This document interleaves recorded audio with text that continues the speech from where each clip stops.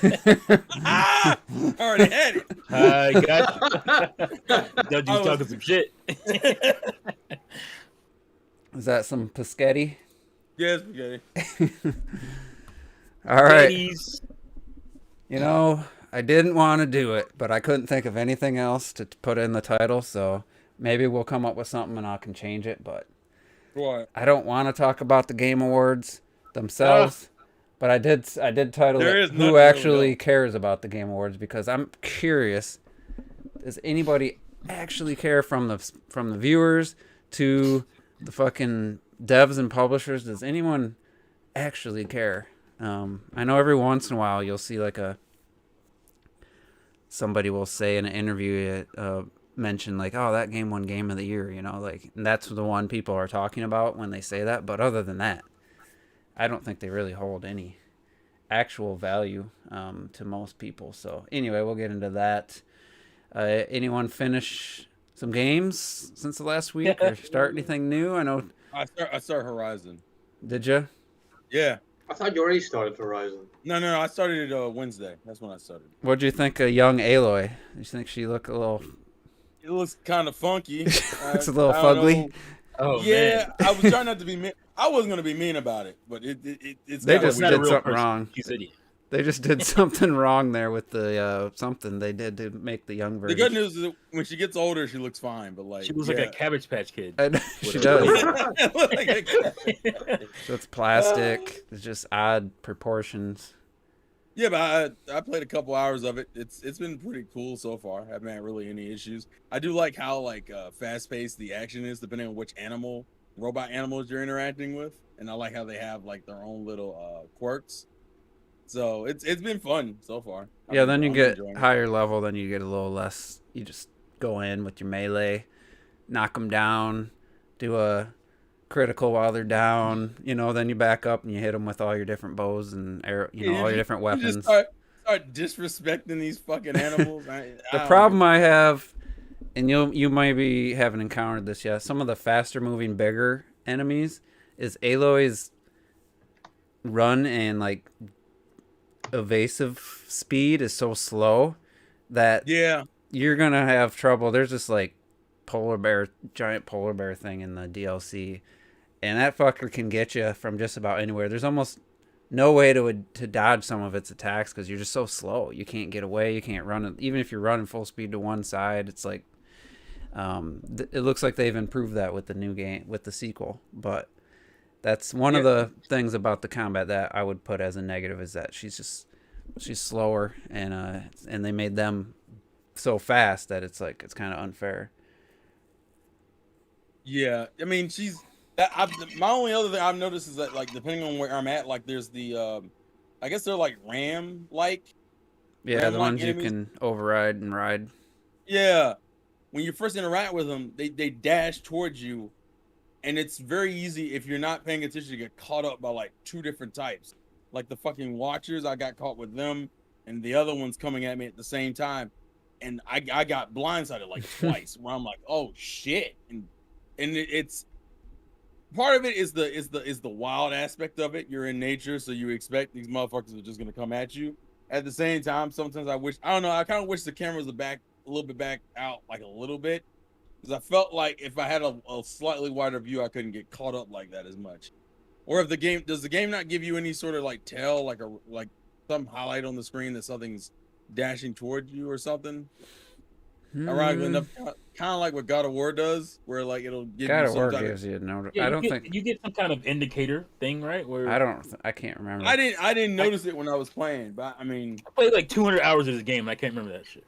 I know that definitely got blindsided more in Horizon than God of War. I rarely felt that in God of War. Like, well, because God of War gives you like an inherent signal to be like, oh, I there's actually something think coming. Astral Chain is probably the worst offender of getting hit from off screen since like Ninja Gaiden on the Xbox, like the first original Xbox, the new at the time the new Ninja Gaiden. I didn't really feel that in God of War, but yeah, Horizon. There's times where you're like running, you'll fall because you got to run away from the camera and stuff. It's just one. It's one of those things that when shit kind of hits the fan and you're being attacked from like all sides. Sometimes I'm like, just give me at least some sort of indication that it's coming. What the fuck? What? Oh, What are we? 1999 Game what of are the we- Year. What are we doing? What Game of the Year What's did in it? her question in the Why? chat? Why do you have that? You have that on hand. Ah, But what award was it? damn. Does it Fuck say? me up. Huh? Where was the award from? The Academy of Interactive Arts and Sciences. So the real shit, you know. Like, And that came on the launch not some Jeff box? Keighley bullshit. Is that the launch day box or something else? No. That's a million seller one. Oh, okay. This is the player choice. All right. Yeah, because I mean, the launch day. How would they have that? that's what I'm saying. Like, I didn't notice that. We knew we were gonna win the SJ. We could put that shit on the box already. He says game getting hit in Astral Chain isn't a concern. I mean, I died so many frickin' times from getting hit off screen. I guess boy. because because the argument is that Astral Chain has a better dodge mechanic. I guess. I mean, how do you know to dodge when? I mean, there was one lab fight at the facility where there was 5 or 6 enemies, and it was just like, I mean, I just was getting juggled until either I died or my health got really low. I lost the fight and had to start over. But I wasn't, I know that it's not like the games doesn't punish you just for getting hit, but at the same time, that is a design flaw, I would say, in an action game when you can't see stuff hitting you. Yeah. Off screen. But so Horizon, were you chatting while you were streaming? Were you listening to any of the story or the? Oh no, I was paying attention to the story about how like she's an outsider. It's kind of it threw me off is that you see a bunch of dead bodies in the child section in the beginning of the game. Like when she gets the little thing on her ear that lets her see kind of like the focus, and I'm like, oh, it's a bunch of dead bodies. Okay, this is a little. All right, I guess this is what we're going into. You do like the little stealth section in the beginning. Like I get it that she kind of wants to get kind of like, because she's like, I think her and her father figure are both like outcasted from the village. Although I think she doesn't, at least right now, I don't know why Rouse, I think his name is Rouse, why he's outcast from the beginning. They don't tell you why. You just know that whatever he did, it's like it's permanent. It's like, it's not like a sentence. Her, we don't know, but I assume it has some. Which character are you talking about? Rouse, the father figure. You'll find that out. Okay, and then she's like, they don't really explain it, but it's like, oh, she's also outcasted, but like they never give you context. It's just something about her. I don't know. She's a I Nora. imagine- Also find that out. It's a big part of the story. I imagine it has something to do with her parents. She's a Nora outcast. Yeah, Yeah. it's a big part of the story. It's But like I know central to the story. I know the beginning of it is us trying to do the I forget the name of the actual event, but the thing so where she could kind of get a wish granted, so she can get, I guess, be re-simulated back in the society, like re-assimilate back to their society. Yeah, I don't remember that. It was 4 years ago. That's like the beginning of the game. It's like that's what her goal is currently, so she can join everyone else essentially. But it's been fine so far.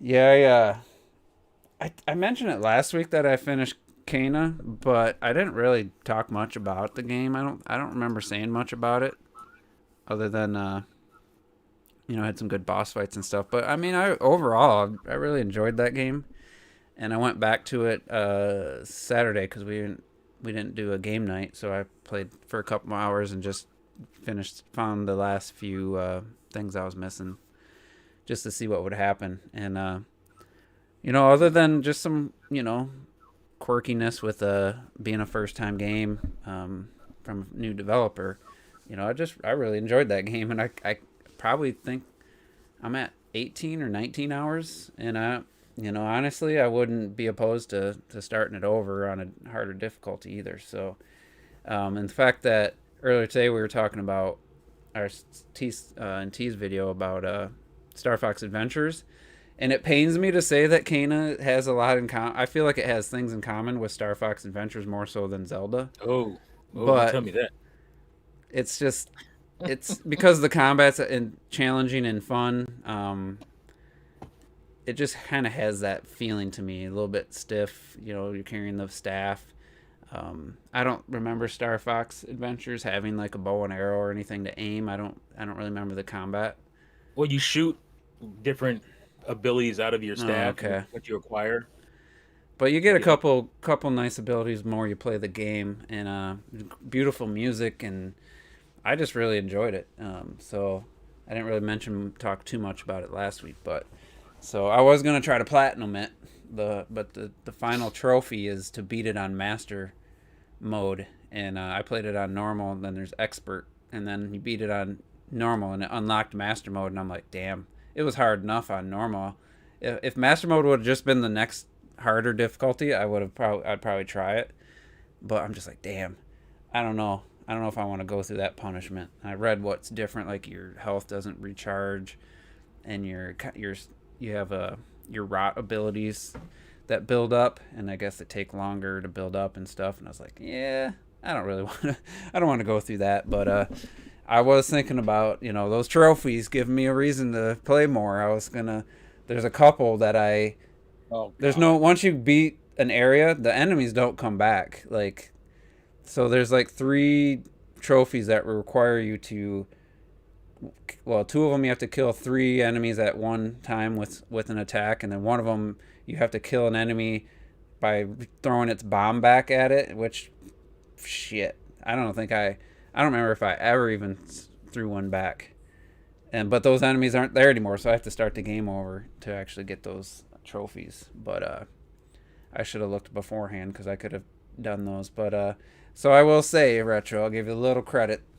It doesn't matter though that it's system wide. It's just that if a game has an objective, and it tells me what it is, I'm gonna feel inclined to do it. Whether it's just game by game or a system wide one, it don't matter. That don't make a difference to me. But I just see trophies as a way to give you more playtime and games you enjoy. That's all there is to it. Like, I'm not gonna do like what you said, the jankest shake on like, I'm not gonna play fucking Days Gone on ultra hard, finish it in 10 minutes and shit. But if there's a trophy that says kill 100 zombies with a specific weapon, I'm like, yeah, I'll attempt that shit. Like, that gives me like more time to play it. yeah, and it's I gotta say one thing that was not utilized so far with the PS5 is the hint system for games, because I only have 3 official PS5 games. I haven't and only one was an exclusive, and none of the games I have utilized the hint system. Like, there's some trophies that just says hidden trophy, and you just gotta discard. You have to literally go online and just see what they are, because it doesn't tell you. It gives you no hint. It just says hidden trophy. You just have to, like, what's the point of a hidden trophy? It's like, at least give you a hint at what you have to do. So most of the time it's story related stuff. Could be, but when you beat the Not game, always, but most of the time. But yeah, I I guess always worry about stuff like that because it's like, it's a good idea, like the whole hint system and everything. But are they really gonna utilize that shit? Like, that's always my worry. yeah, I don't have, like I said, Returnal's the only exclusive, and the trophies, it'd be a lot harder to make hints for those since the nature of the game. Because like, it could tell you the hint, but that isn't it randomly generated? Yeah, so you might, like, I'm trying to find 3 on the second biome. I'm trying to find 3 of the glyphs, and I've looked it up to see what rooms they're in. But I bet I played that biome 10 different times, and none of those rooms have popped up in 10 tries. I'm like, you know what? I'm not gonna keep trying because it's just stupid. So it'd be a lot harder to give like a hint for finding that, to getting that trophy for getting all the glyphs or something, or I think it would work better for like a platformer or something that's like got a hidden star or something. And then I don't know if that was related to to a trophy, but there was in Astro's Playroom, which I do have that one. That did take you to specific, hey, you're missing this collectible, and you just like, okay, and it takes you right to the level that has it. You don't tell you where it's at, but it just automatically takes you right where you need to go. So you're not just like, you don't have to run around the entire fucking game world trying to figure out where it is, what the one you're missing. It will take you right to like level 2, the third section in level 2 or something, you know. So it was utilized pretty well in there, but other than that, yeah, I'm sure T didn't beat Metroid Dread yet. I haven't finished it. Damn. I don't know what it is. I was gonna ask you guys. I'm in a weird place. I'm gonna beat that bitch this week. Goddamn. I'm in a weird place because I've been like just watching a lot of movies and TV lately. I play Dread about once a week now, and when I'm playing it, I'm like, man, this is so good. You know, this is just a well-made game. I beat a boss. I got the screw attack. I went and got some collectibles or what, you know, upgrades that I knew were blocked behind screw attack. And about an hour in, I'm just like, yeah, next save point, you know, I'll call it a day. And then when I'm not playing it, I'm not thinking about it. Like, it's just a weird situation. I just think it's because I'm just in a movie mindset right now. That I'm not really thinking. I'm not playing Rocket League. I'm not, you know, playing much of anything, and I just think it's bad timing. I don't think it's anything related to Dread specifically. I just, you know, about 1 hour a week. I think I had nine hours, and I maybe played it for 45 minutes on Saturday, maybe an hour, and you know, I just haven't touched it since. So I don't know what it is. I'm kind of in a weird place with gaming right now, and that's, you know, getting. Maybe you're just trying to like it more than you actually do. I wouldn't say, because when I'm playing it, I absolutely think it's. I mean, it's awesome.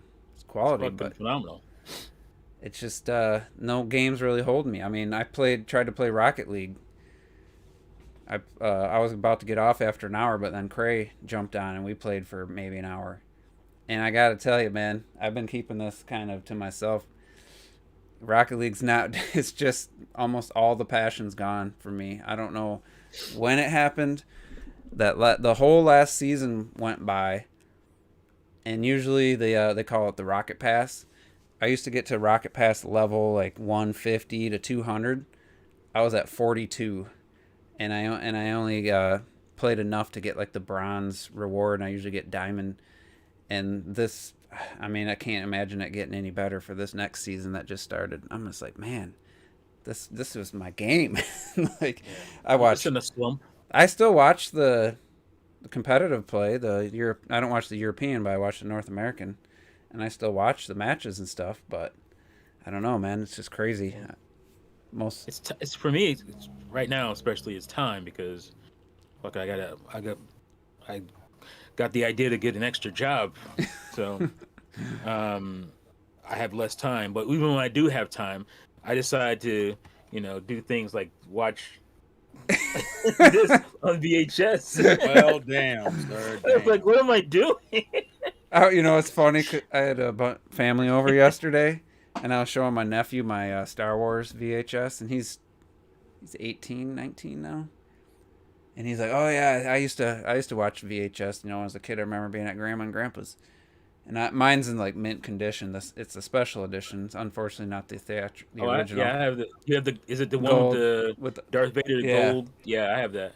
And I was like, man, people are going back into VHS. I said, I'll never watch another VHS tape probably the rest of my life, but it's coming back for some reason.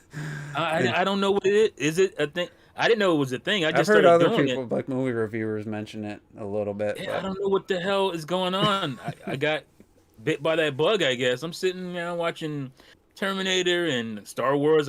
You guys, before I moved, I started watching that. And I'm like, what am I doing? Why am I all of a sudden like smitten with VHS again? Did they have? It's horrible. Were there VHS? I think there was where the movies would still have the black bars, but it would be a 4x3 with the black bars. So I mean, you'd have to watch it. You'd have to watch it on a CRT. If you had a 4.3 CRT, yeah. But I have like I have what I call a cusper TV, like right when HD TVs were starting to come in, but it still has all the SD TV stuff. You know, it has all the AV, all that stuff in it still, and so it's really good for that. And so I get a widescreen picture, and I don't get the bars on that. But if I was to watch it on my big CRT, then I would get the bars. That's crazy because you're talking about you were watching Terminator. Instead of playing games, I put in Alita Battle Angel just to like I only watched the rollerball whatever scene whatever it's called. I watched the whole fucking movie. Like didn't need to. I've seen it a bunch of times. Right. But instead of gaming, I'm watching a movie. I've seen last night. I watched Birds of Prey. Picked that up for $10. But oh, what was I gonna? Oh, just real quick, just for those that don't remember back then, when VHS was dying, DVDs came out. There was some of the early DVDs that they didn't. The technology was all new, so what you would get, it would look good, but you would get basically the VHS it would be a 4x3 with black bars, and it was called non-anamorphic. So if on your widescreen TV, if you put it on normal or full, it would be a square. So you had black bars on the side and black bars on top and bottom. Some of the early DVDs didn't have the proper code in it, whatever, for a widescreen TV, and it was like you had to zoom in. The only way to make it look even remotely watchable was to zoom in, and then it looked terrible, almost looked like VHS. So those were the early days before some people were probably even born. 96, 97, I think I had my first player. 97 or 98 DVDs. But anyway, it's not gaming. But Terrell, you finish your spaghetti. We can keep talking movies. I mean, you were going to do it anyways. I was going to eat regardless. Jump in and stop us. I do want to talk about, it's not a video game, but it is an adaptation of an anime show that came out recently on Netflix. Oh, shit. And I've been rewatching the anime. It'll be my third time through, so I'm fresh with the show. And I don't know if it's just, I don't know what it is. I definitely am in the camp of I'm not pissed about the live action Cowboy Bebop. 3 episodes in, I'm enjoying the show. I know I'm torn about some of the characters.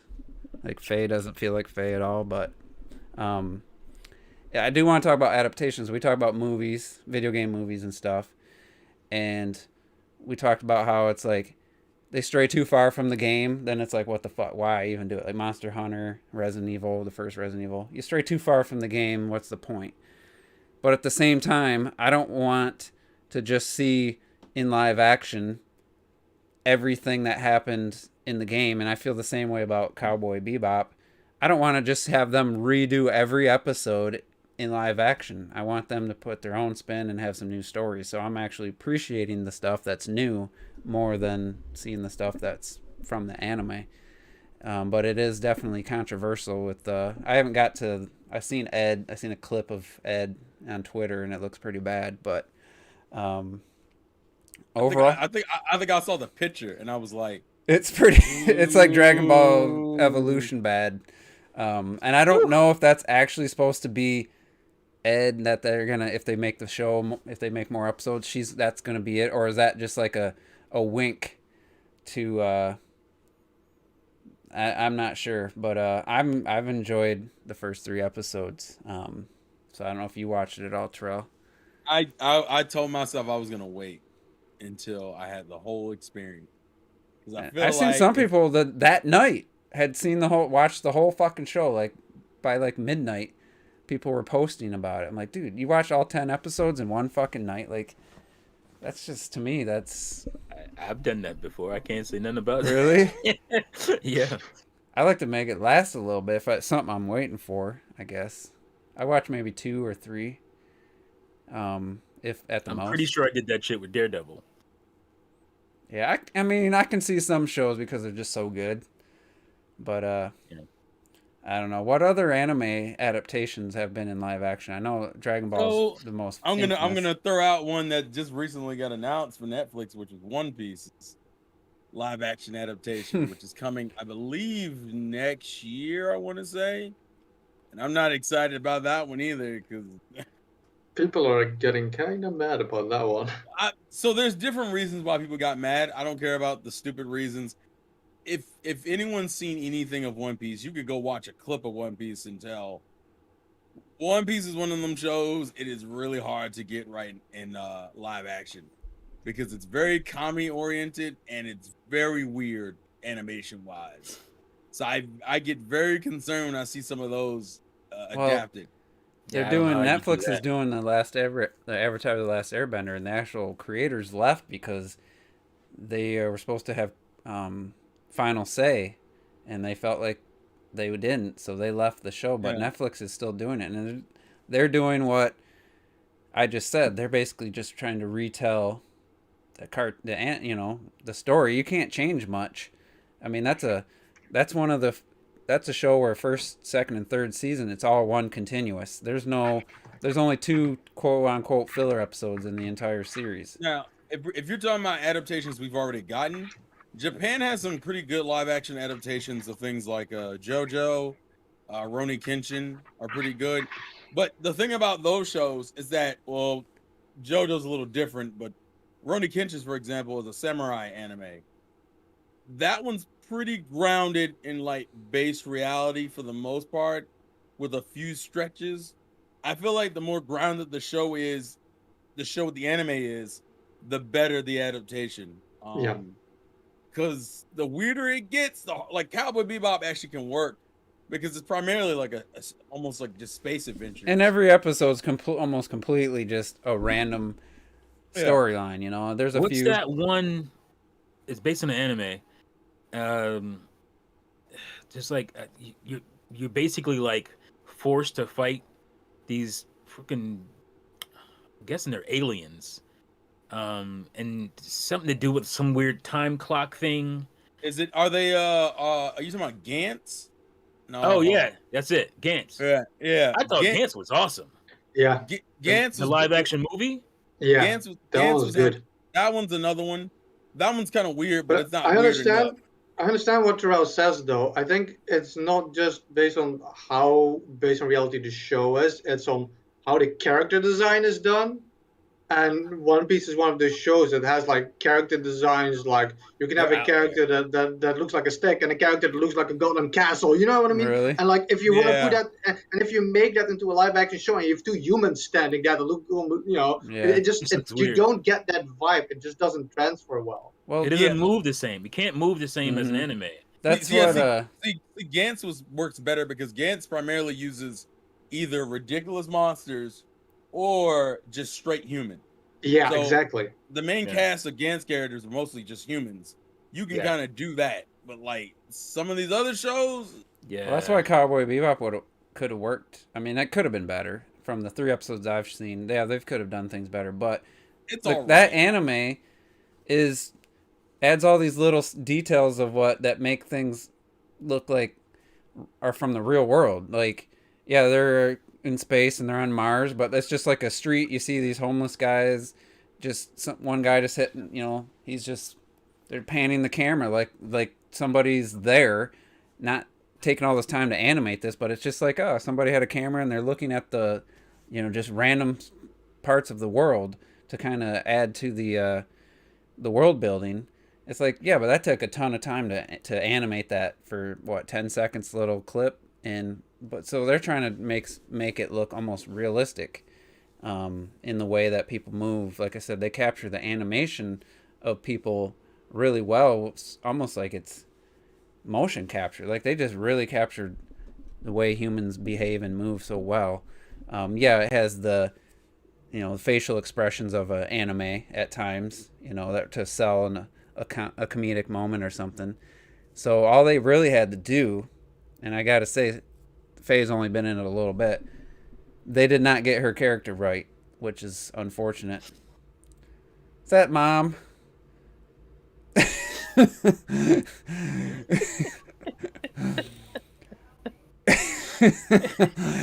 Every week. Get. The nephew is opening doors again. Anyway, what I was saying, the one thing they could done better, and it was probably my favorite part of the anime, is the way that like all the main 3 characters have like a lot of nuance, a lot of they don't just tell you what their past is. They just you can tell Spike's just things don't bother him. He just is a go with the flow, don't give a shit, and that pisses Jet off because he just doesn't seem to care about anything. But in the show, the live action, they're like laughing and they're like more buddy buddy. And I was like, what? That's a change. It's fine. It's fine for this show, but that's a change that probably wasn't as necessary. In the end, people are just, no matter what, maybe somebody's gonna like a specific live action adaptation, but in the end, if you're into anime and stuff, you will never like it because it's specifically something that is old, like Cowboy Bebop. When they animated that shit, there's all this stuff happening on the screen, in the anime, like in the background and shit, and it creates this whole vibe and world, the work that goes into that. So once you lose the awe of the fact of how it's drawn and the art behind the style, all you have left is, just hope that it looks like it. And when you look at Cowboy Bebop, no matter what, even if you don't like that face wearing a thong or whatever, you know what I mean? Like, it looks like Cowboy Bebop. It looks like the characters, and they create the world. And as long as you can at least get that, you should already be happy, because you will never be as happy with the live action as you will be. Yeah, just go watch The Last Airbender. Go watch the M. Night Shyamalan's Last Airbender. No, don't do that. I think that's why this isn't Cowboy Bebop's not bugging me, because that was just such an insult to the source material. Like, if I'm watching Cowboy Bebop and he's like, instead of saying Spike, he's calling him Speak, or Jet, or Faye is Faya or something, where because M. Night changed the pronunciation of the main characters. Yeah, he did. It was fucking The Last Airbender. Aang, Sokka instead of Sokka. And Uncle Iroh was now Iro, and I'm like, that one was just weird. I don't understand. Like, you why can't do that. When people know who these people are. And the Avatar is the Avatar.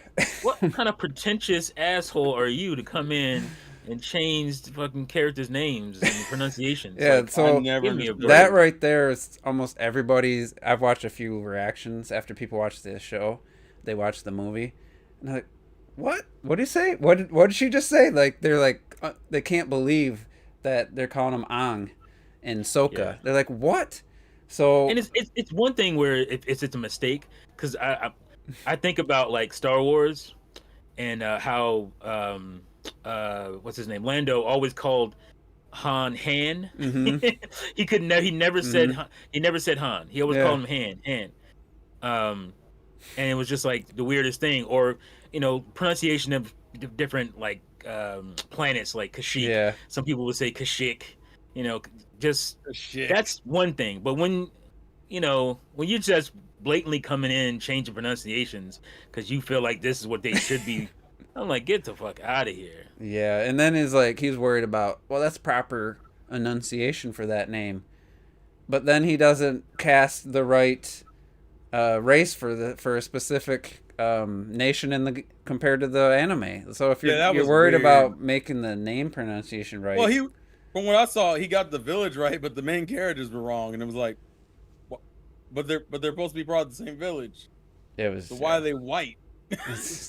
What? You try to shove an entire season into 2 hours. That one's smart. I heard that. And then not only did he not get everything in, but instead of including good stuff, but instead of including some of the best stuff, he put, I would say there's a good 15 minutes of that hour and 40-minute movie where he just made stuff up out of the blue. Like, you had all this, you couldn't fit it all in, so your solution was to make up stuff and change things that didn't need to be changed. So, to me, I survived that, and everything else in comparison is going to be automatically better, because that's extreme though. That is extreme. It's case. so bad. But maybe after I finish 10 episodes of this Cowboy Bebop, I'll feel differently. But I'm almost like not liking it when they're just trying to copy the show. Like, oh, this is this storyline. I'm more interested in when they're taking it in a new direction. I don't like the guy who plays Vicious, though. He's pretty terrible so far. They give a guy like platinum hair, and it doesn't look right on the actor they cast. Like, that should have been part of the casting. Like, hey, put this wig on. We want to see what you look like with this white hair. And he just looks so awkward with it. Well, most people would look weird. Some people would probably pull it off, though, I think. But anyway, that's a small gripe. That's just like I don't like, and he's barely in the show in the anime, and he's been in the first 3 episodes quite a bit. But all right, let's move to some gaming stuff. I see Retro has his GameCube collection. He's got more games there than I think I own total. No, now, but I actually had a decent GameCube collection. I was buying a good amount of games. Unfortunately, I'd say 30 to 40% of them were sports, annualized games. I had Madden, I had NBA, I had NASCAR, Tiger Woods. What else? I had one more. I forget I think I might have bought 2 Maddens. Yeah, I bought the launch. I bought the one at launch. What was that? 2002, and then I got 2004, and then I got NBA or NFL 2K3. Down to the McNabb on the cover. I got Or no, was that Michael Vick?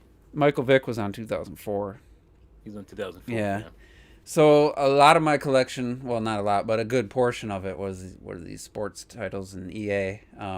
So I was a little, and even on Xbox, I had NFL 2K5, I had a NASCAR game, I had a couple other sports games. But either way, GameCube, what is it, 20 years?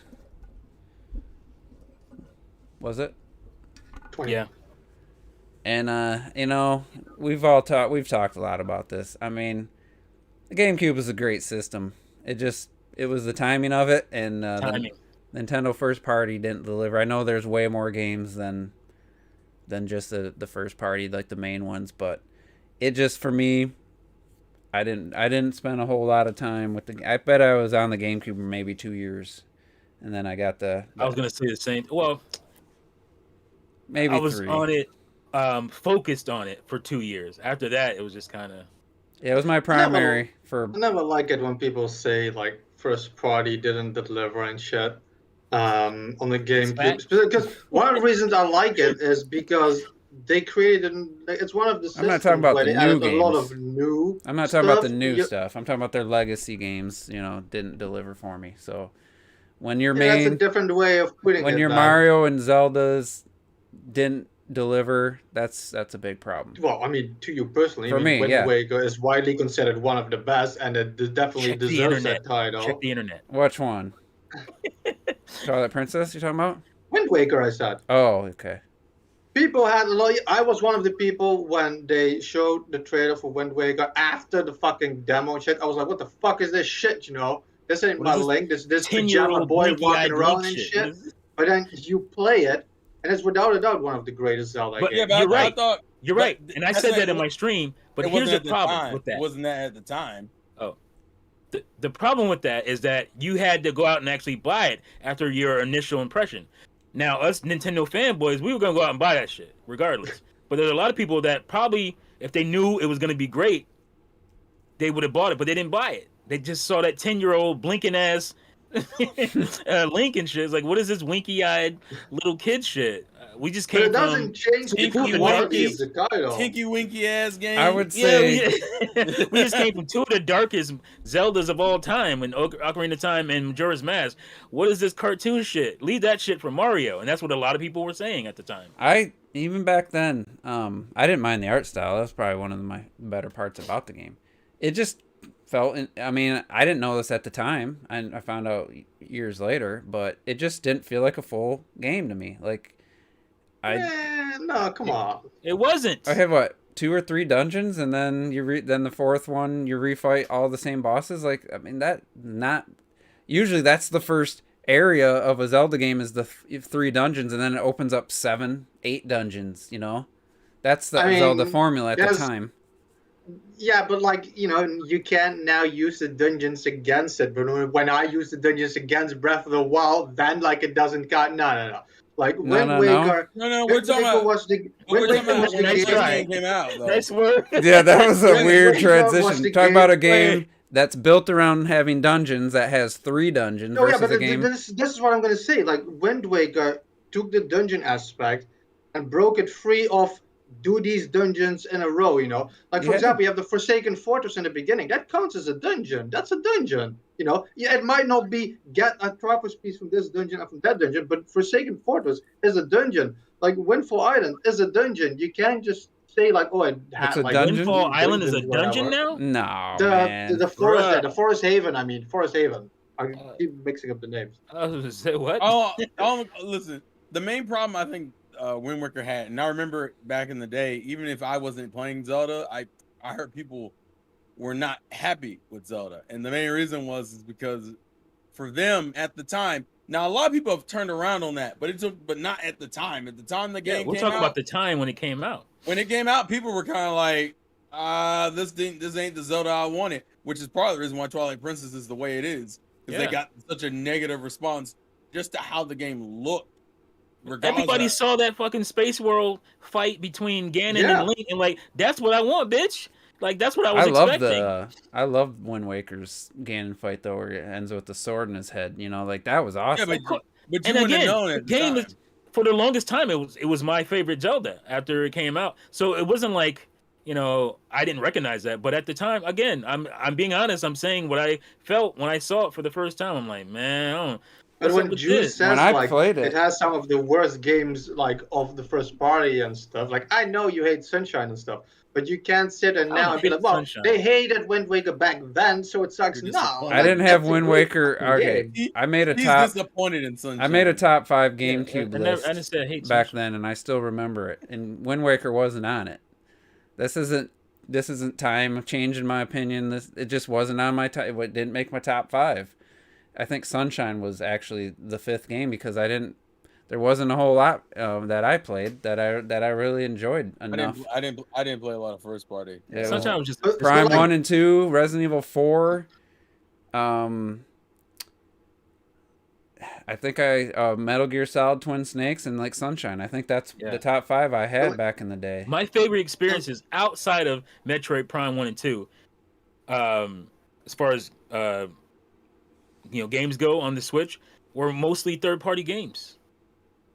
And then that's just where we differ. I feel because the topic started with you saying like the first party kind of blows. For me, and like for me, talking about it, and then you start like maintaining. No, it's just the evergreen titles, whatever. When you think first party games on the GameCube, they brought like all this new shit. Pikmin was brand new. Chibi Robo was brand new. Luigi's Mansion was brand new. These are like brand new IP for the thing. When you got a second games that didn't. Those are niche IPs though. Then you got the Prime trilogy that's great in hindsight. But the point is, most of those games you just mentioned came out way after.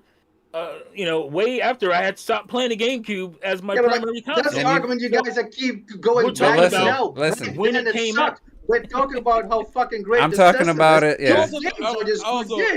Just to bring up Pikmin and Chibi Robo, one of those franchises is dead, and the other one's in the completely dead. All 3 of those games did not. And the other one's different topic. And the other one's in a weird. Too. I'm just saying. What I'm saying is, Star Fox is dead. Okay, look. Well, that one's not really anything to brag about anyway. All I'm saying is that those IPs weren't like crazy system sellers in their. And you just actually helped my. You're talking about niche ass games. Like they're great, especially if you like that kind of game. Yeah. But if you don't, like most people, those aren't games that, oh man, the GameCube. Yeah, Retro, you just made my point for me because that just cemented because I played those games and I didn't love those games. They did not move but the the fact needle. that you don't love them doesn't mean that it doesn't have them. It had great first parties. No, what I said, listen, I said the first party didn't deliver for me. So I played the games and I wasn't blown away. Yeah. It doesn't mean it didn't deliver though. It didn't deliver for me. Luigi's Mansion. You know what? It didn't deliver for most gamers. But I'm just talking about for me. I'm talking about for me. Like the GameCube didn't do well for a reason. Nintendo's, they're putting out Pikmin. No, Nintendo's new IP. It's a first party. I didn't love Pikmin, so am I supposed to count that as a great first party when it didn't? Yeah. When I didn't love it? For you personally, maybe that's what I'm talking about. It doesn't change the fact that it's a and that's a good game. Listen, I'm talking about my.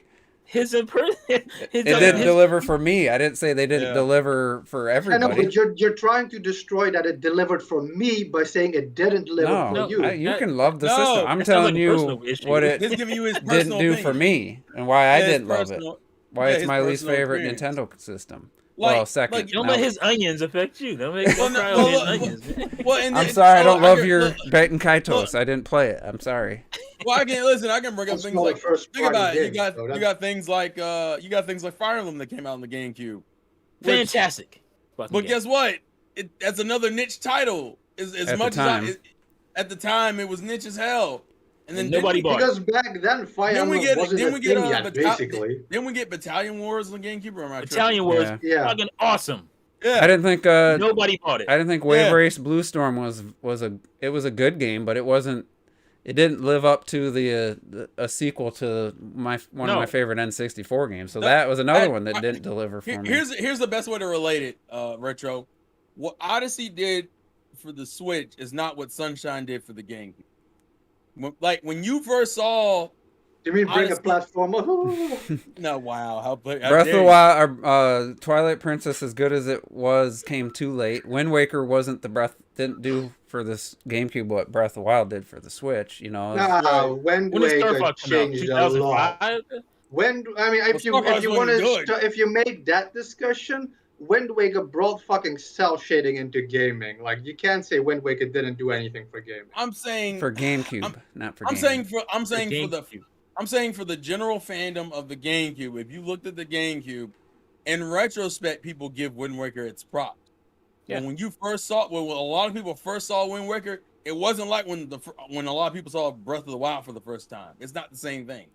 It doesn't even For sure, I was one of those hell, people. Even Twilight Princess had a better fan reception. Yeah, from I would jump. agree.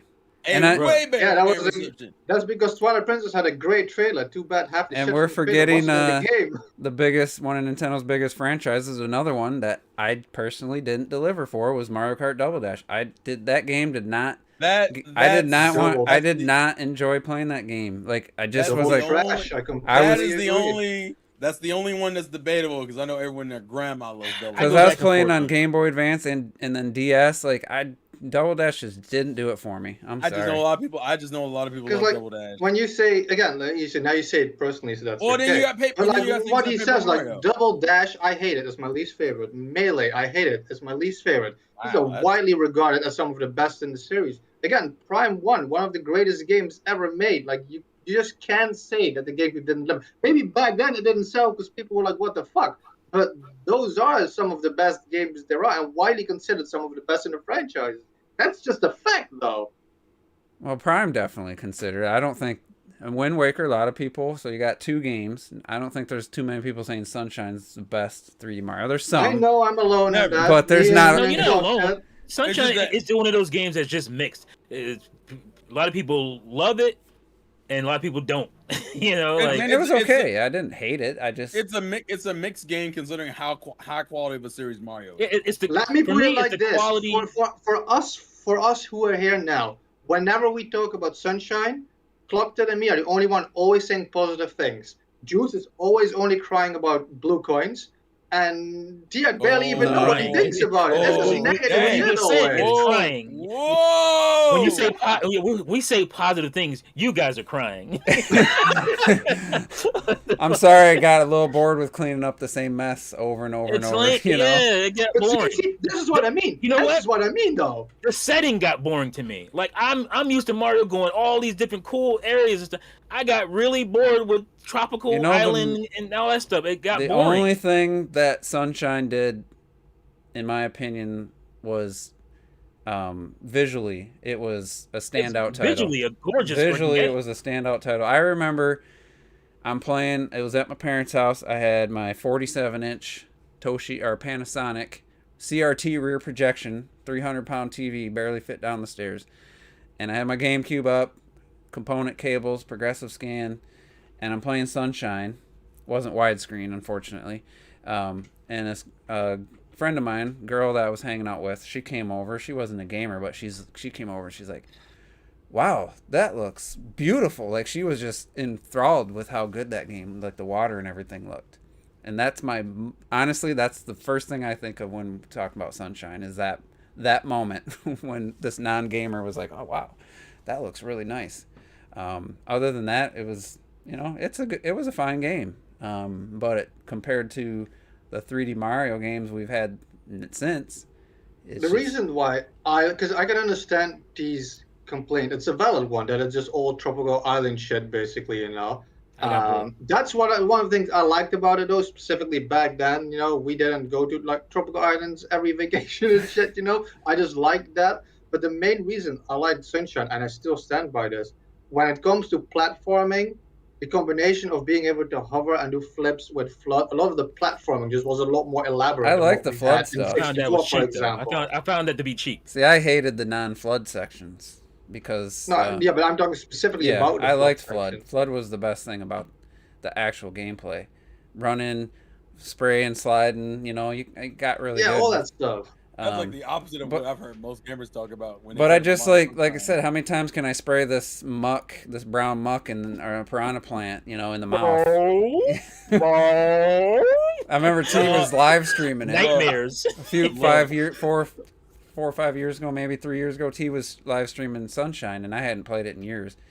And he's like pulling off an octopus or something, pulling on its nose, and it goes flying. Then he had to do it again, like 2 levels later, and I'm like, my God, this is not what I remembered, And all I'm saying is to focus on the GameCube point is what Sunshine is for the GameCube isn't what Mario Galaxy was for the Wii. Nope. Like it's just it was a the good shit game. did- It just wasn't. it didn't hit the same way. Like when people Galaxy even on the Wii was one of those like oh shit Whoa. moment. You saw that like this is a SD console? Like this Well, is we know now that Nintendo needed to get some games out because the GameCube was right. I mean not Nintendo selling. admitted that the GameCube wasn't selling well, so they rushed out. They rushed out Sunshine, they rushed out Wind Waker. Yeah. Luckily, Metroid Prime got its time because Yeah. honestly, Metroid Prime 1 especially is that tier where you had Mario 64, Ocarina of Time, GoldenEye on the GameCube. You had this just no question polished, just quality game, and it's without Metroid Prime. I mean, honestly, Whew. I don't. For me personally, without that game elevates it, even though it's still my least favorite. It without Prime, it would have been probably just a disaster for me. But When you think about the legacy of a console, even if people say this isn't my favorite game in the series, they'll be like, this defined like the future of that particular game series. I think realistically, there's only a couple games the GameCube has that are like that. I think Melee is one of those games Melee where for sure. motherfuckers, even if you don't, Thousand Year Door was the other one. 1,000 Year Door. yeah, there were some good games. I mean, And For probably, I know people have their opinions, but most people love Double Dash. I don't even feel like I know there's been quite a few people.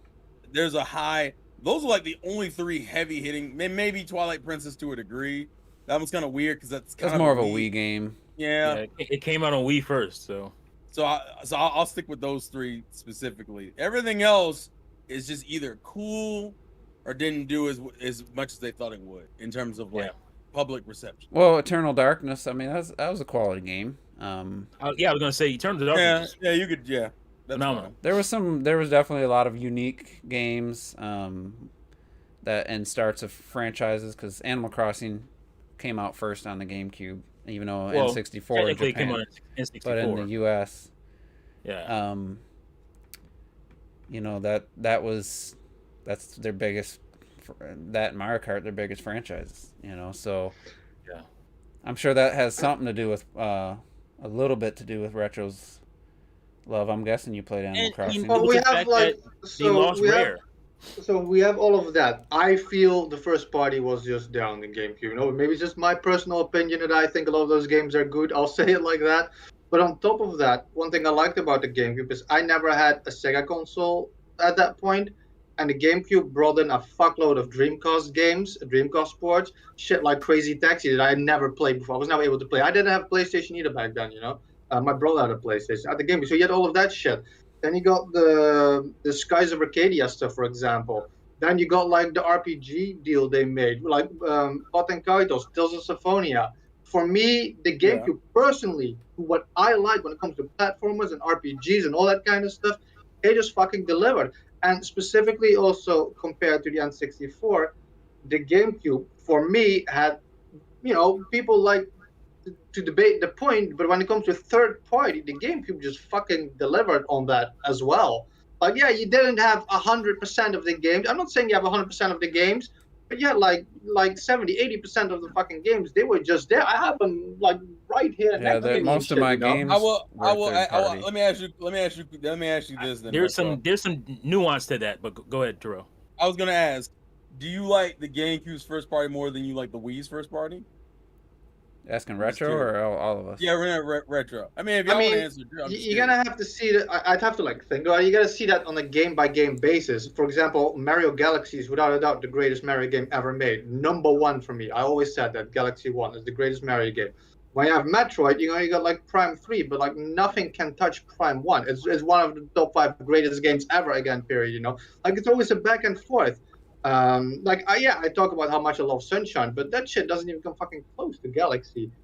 Zelda games, come on, like fucking Skyward Sword. Do I have to start this whole thing over again compared to Wind Waker? Fuck yeah, Wind Waker is better. Luigi's Mansion, there's nothing like it on the Wii. Pac-Man, the Wii got the GameCube games, so it's a hard toss-up. But if I Nobody have bought to them say it bitches. like that, That's what we got the What? GameCube games because nobody fucking bought them, and they Wii- tried to also- re-up. you're also, also asking what Wii I has the- like better. The That's an GameCube interesting first question party. because- Also, to be fair, the Wii has the best version of those games. It does. Yeah. But maybe, like it is a GameCube game in the end, Like, so if I say which yeah. delivered better and stuff, I mean, I'm talking about unique first party. I'm not counting. Yeah, that's really- interesting because, I mean, Twilight Princess, Skyward Sword. I enjoyed both those more than Wind Waker at the time. I liked Wind Waker HD better than both those games now. But Excite Truck, Excite Bots, get the. you had Prime 3, which was probably my least favorite of the trilogy, was still great. Galaxy 1 and 2 definitely better than... They're up there with Prime 1 for me. So, it's probably... Honestly, I never really thought about comparing them just directly like that. Wii Sports was such a but like, big what's part. the other like? You got first Donkey party Kong. shit that- Fucking, We have Donkey Kong Mario Country Kart Wii. Returns, Mario Kart Wii. I Donkey liked Kong better. Returns is always a hard Smash, spot for me. I think We're Tropical all kind of a Freeze. weird situation. Like, I think Tropical Freeze is one of the greatest platformers there is. But Donkey Kong Country Returns, I was so happy this shit came back. But it was fucking lacking everything. You couldn't fucking swim. You had like Rambi and that's it. They brought everything back without bringing the shit over. I am always mixed about Returns. At least, that was a game. GameCube didn't get a Donkey... Well, got... What, It got a Jungle few. Beat? Like, maybe Jungle you don't Beat? like I it, but don't know if you it's compare not- Jungle Beat to that. I'm just gonna throw that out there. Did GameCube have better RPGs or did the Wii? Ooh, fuck. I think that's a good question. I think that's personal opinion. I would argue That's a the really Wii. good question. I'm gonna argue the Wii probably had better. Because you had like the Wii- last story, I'll Xenoblade. play it this way. Xenoblade by itself kind of kills that argument. I can't even. But again, that's personal opinion. Because again, I'm Skies just- of Arcadia, Skies of No, Arcadia, look, Tales it's of a Symphonia, Dreamcast Baldur's game. Gate. No, listen. To be fair, Dreamcast game. One of I'll them say- is a Game Dreamcast game. no. Listen, to be fair, I think the GameCube had the better Pokemon title. I'll say that personally. I fucking. Well, yeah, GameCube has better Pokemon title. You got that.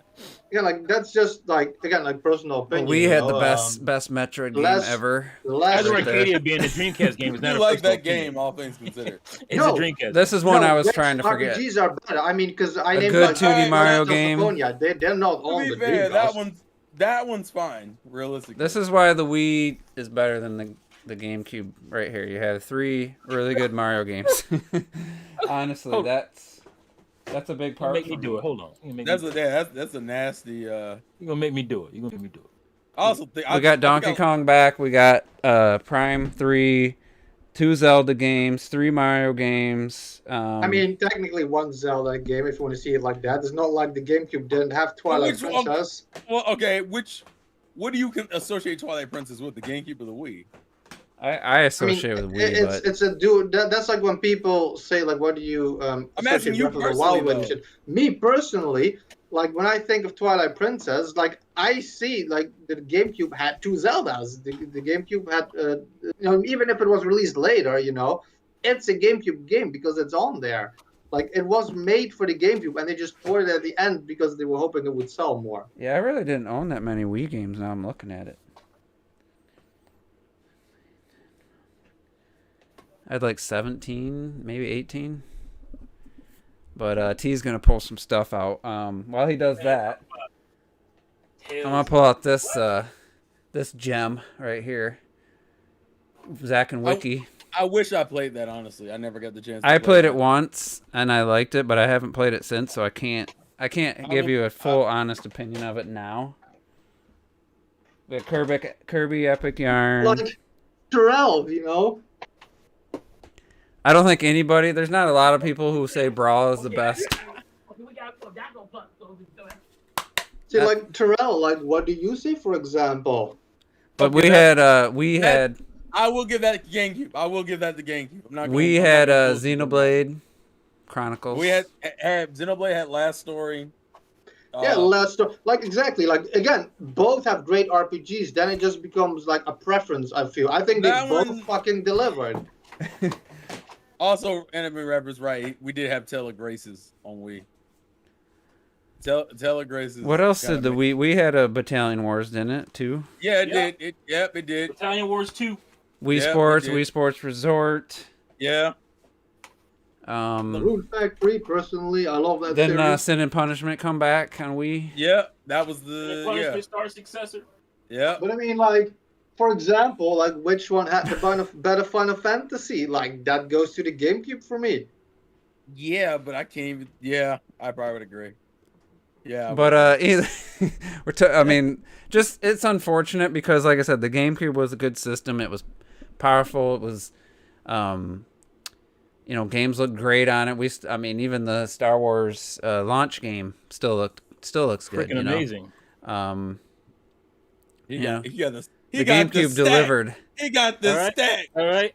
Star Successor, right? He about to show off. Sight truck in there. Tatsunoko. Yes, still exclusive. Still exclusive. Fuck with that. I fuck with that so hard, dog. Fire Emblem. Radiant Dawn. Radiant Dawn. Phantom Brave. We gonna get into some RPGs. You wanna get into some RPGs? Echoes of Time. Final Fantasy. Zack and Wiki.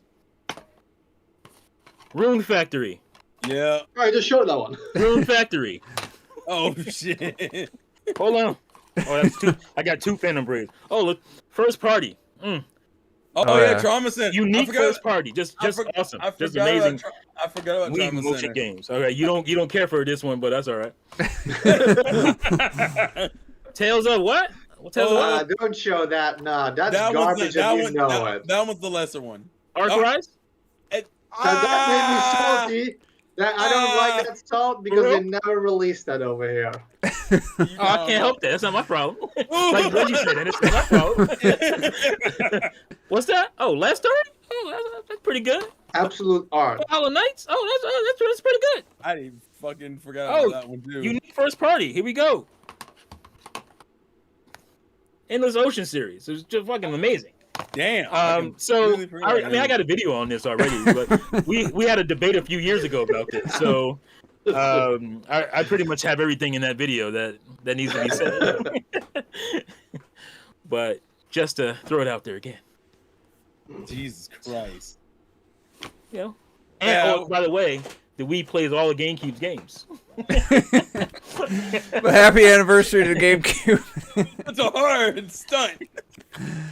I had the black one like Retro has there. I still have my launch day. Never had any issues. I had the component cable and had that hooked up. And I will, Robert doesn't like that during our game of the year when we list our games, we list negatives. Man. Well, I'm going to list some more negatives for the GameCube because that's what stands out to me. Damn. So I had a setup when by the time I really got into GameCube, I had moved into a extra room in the basement. It was the size of a living room. So I sat like 12 feet from my TV. So a little 5-foot cord on the GameCube just wasn't cutting it. So I had to pull the GameCube out halfway in between the couch. This took until the Wavebird came out. And then hook my controller up to it. I didn't have any extensions.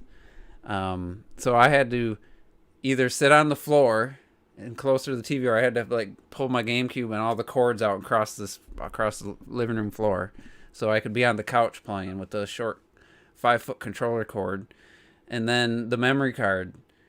you paid $20 and it had what 50 something blocks. Madden took up a whole memory card, and then 2 or 3 other regular games took up a memory card until they came out with the bigger size. So they're charging $20.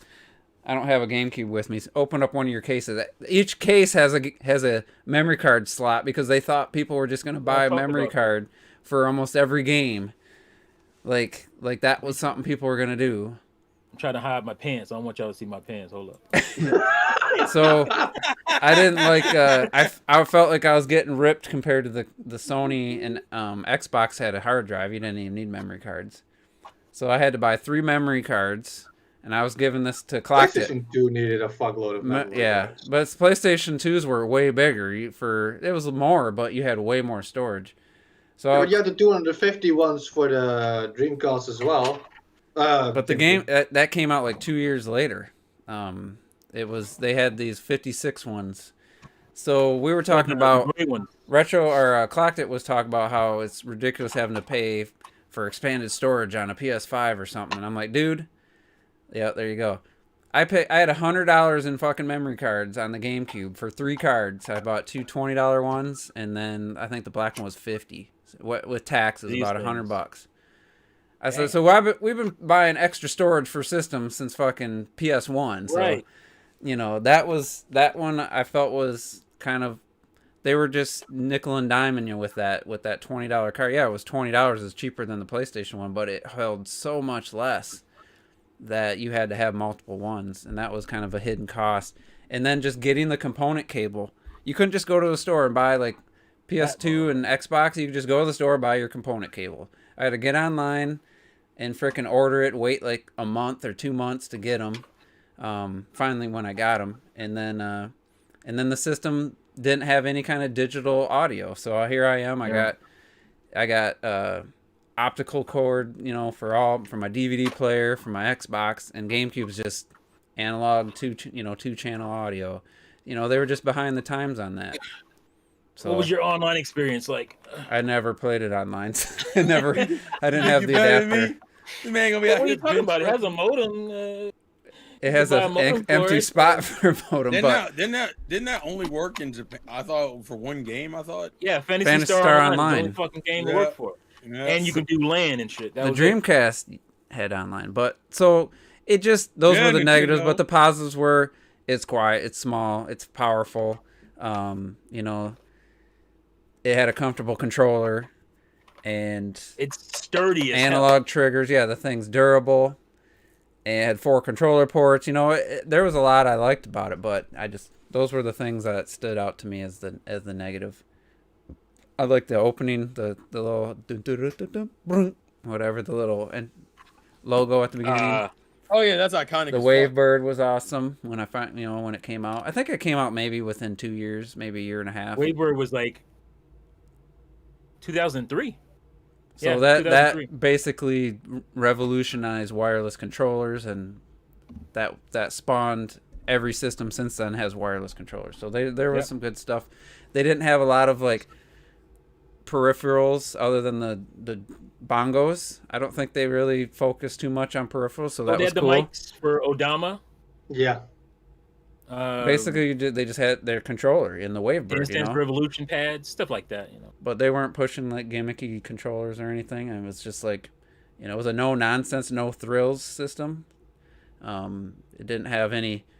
I hate to use the word sex appeal as far as like to older gamers. As far as sitting on your entertainment stand, it just it did look a little silly next to like some more modern devices. Like Price toy.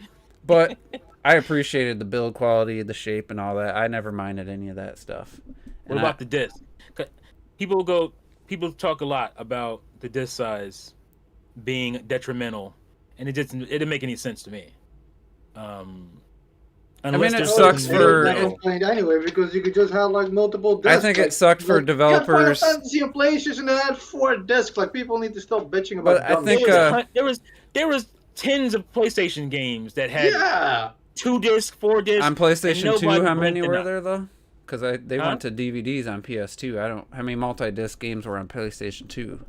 No, there were a few on PlayStation 2 as well. Were there? There's probably a couple, but a lot of GameCube, like I had. Both. Oh yeah, like I feel I like think the both Dot Hack Resident series, Evils. I feel like both Resident Oh, Evils were right. 2 discs. Fucking die. Or all three, maybe all 3 Resident Evil games were 2 discs on GameCube. Metal Gear was 2 discs. Yeah. But the point is, the industry was fine just a year ago, a couple of years ago, Yeah. with multiple disc games, and all of a sudden, GameCube, oh, we can't have that. Like that didn't make any sense to me. I like the small discs and stuff. Just the way that they fit in there nice. I like how you snapped them in and press the button to pop them out.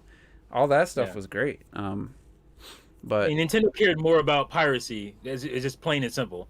They didn't want their games to be pirated. Yeah. Well, I mean, that's still That's today, kinda what gets though. me You in know, there's a trouble. reason they try and go into cartridges again, that kind of stuff. Nintendo's always trying to play with that stuff, but I feel it doesn't hold back from like the games. I mean, you know, the GameCube. You know, even if you want to talk graphically, it was one of the strongest one of the generation and shit. I mean, there is a major benefit to your disc being this size.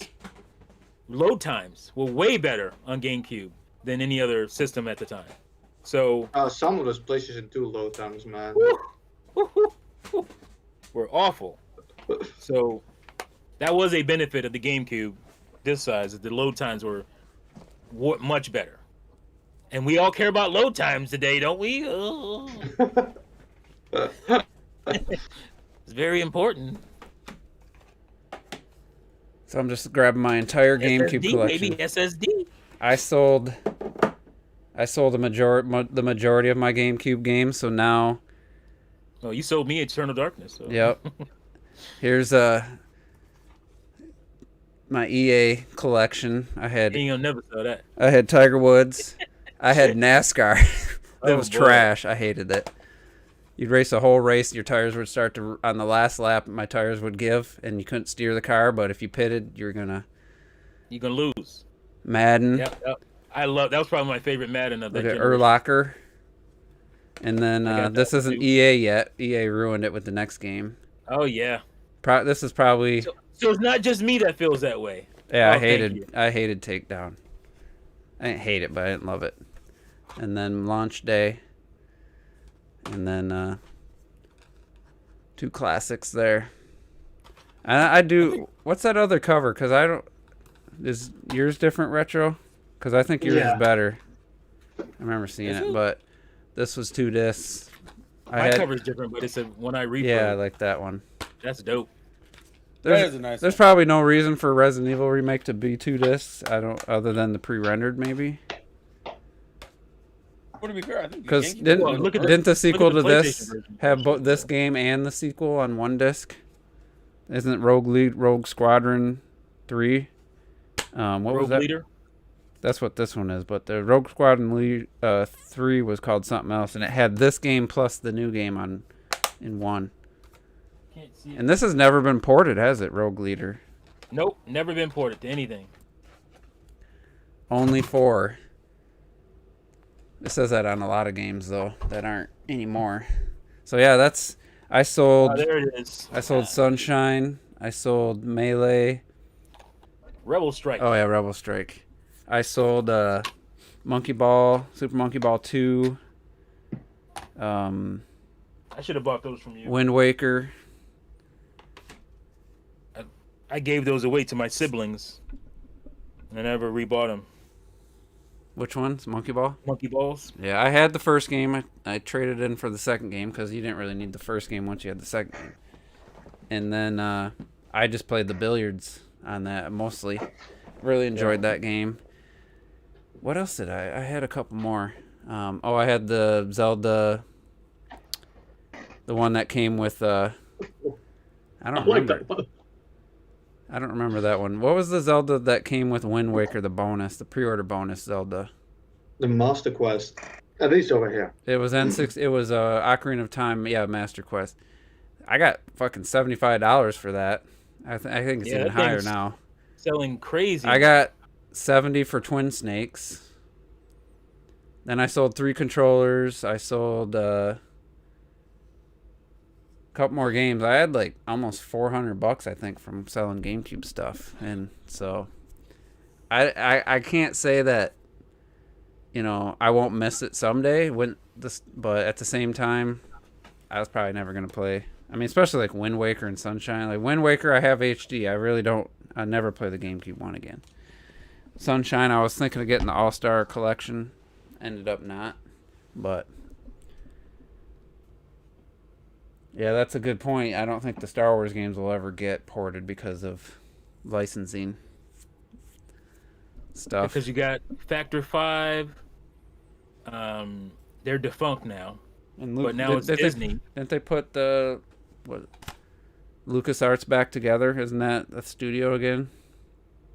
No, but they've been putting out old Star Wars games. Yeah, that's true. They put out the Jedi Academy games recently, so I don't see why they couldn't find a way to put out Rogue Squadron. Anyway, any other final thoughts on the GameCube? I'm sure Clock is going to be pulling his hair out, bashing it. Retro tried. But honestly, it's just like I just said. It's not that I'm saying it was a trash system in general. I'm just saying for me, not every game, but a lot of games I rented or bought, it's just like, yeah, this just doesn't live up to what I expected for a next gen at the time, first party Nintendo games. Like, yeah. I mean, I was excited about Luigi's Mansion I was a little torn because like, oh, there's no Mario. And then I rented it and I beat it that night and I took it back the next day and I never played it again, the first one. I was just like, wow, that was it. And Pikmin, I rented it, played it. It's okay, like that's how a lot of the games were for me. Yeah. And well, the thing is like for me coming from this thing, which had mind-blowing, never before seen stuff, especially for the first party games and stuff, my expectations were super high. And definitely Metroid was never seen. Maybe. Damn. What was that? Definitely Metroid was never seen before. Oh yeah. Totally. But yeah, like everything. The thing about the GameCube, it wasn't like the games were bad.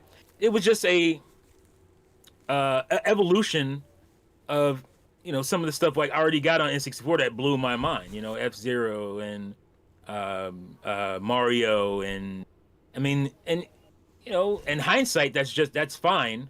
But at the time, with all the competition that Nintendo was facing, with Microsoft coming in, Dreamcast, then falling, rising really quickly and then falling off, and then PlayStation 2. I mean, PlayStation 2 was unstoppable because that bitch had a DVD player in it at a time where DVD players cost $500. Just a DVD player.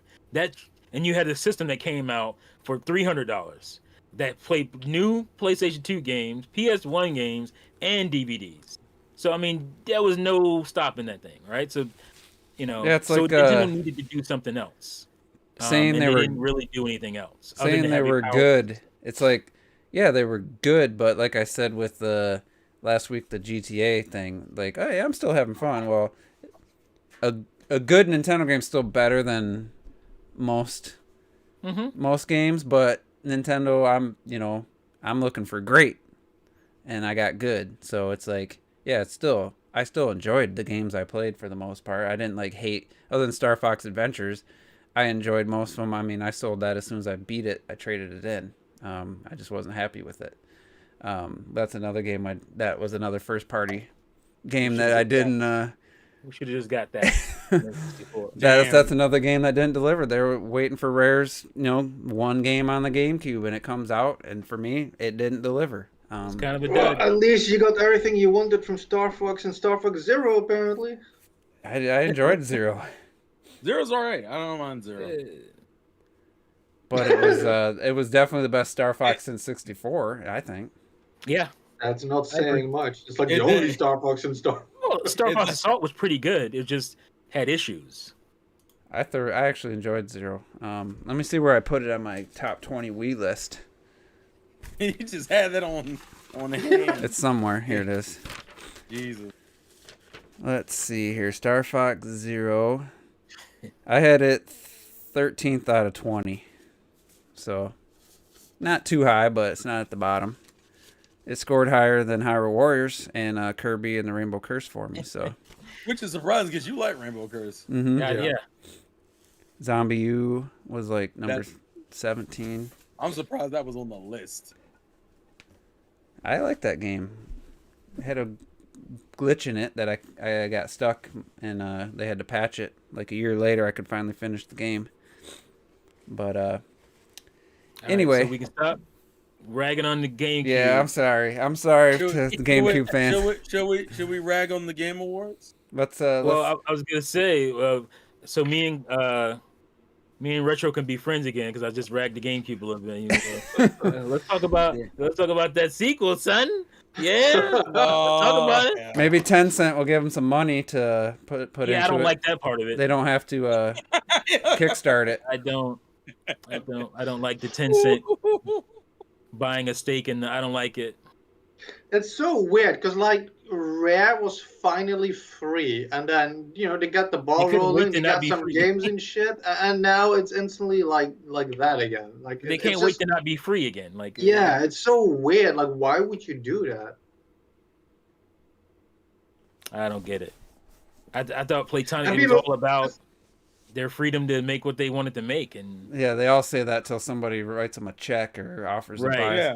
it's all about Because that money. people boy. talks. Money talks. Because people can say what they want, like the Impossible Lair is not Tropical Freeze, and the first Ukulele is not goddamn Banjo-Kazooie, but they're really fucking good games though. They hold up. Like the first Ukulele looks incredible, visually looks good, and has incredible platforming in it, and you have that Rare feeling in it, and like you just got that back, and I just don't want to see them like die all over again. The cat's looks like she Kid had red like- lips, kid's her like- tongue was kid's out or like, something. Hey, Kitty's like, hey, what you doing? Who you talking to? It reminds me Crazy. of Hocus Pocus, the what was his name? Zach? No, not Zachary. The dude that was trapped in the cat body. That looks like that cat.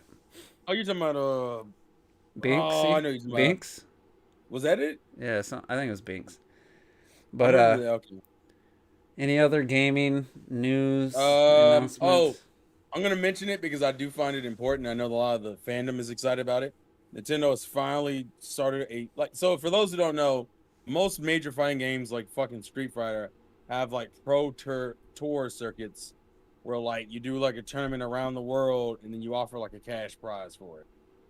Nintendo, if you've been a Smash fan, has a real big issue with the competitive scene, and it's very up and down. Well, I want to say last week they actually announced a pro circuit for Melee and Ultimate that'll kick off next year. And the main reason why it's a big deal is because Nintendo's been notorious for saying, fuck your competitive events, and we're not funding pro circuits, and we're not offering cash pots, cash prizes and shit. This is the first time they've ever done it, and it's with they're partnering up with a company that is specifically known for doing Smash tournaments. So there's a lot of potential goodwill right now in the About Smash fucking time. competitive scene. The question is, how you gonna fuck it up? Are they gonna let some of those well, I don't remember what the big controversy was and from the Evo scene. It wasn't the Evo scene. It was one of the tournaments they did because it was COVID. You had to use a mod on GameCube.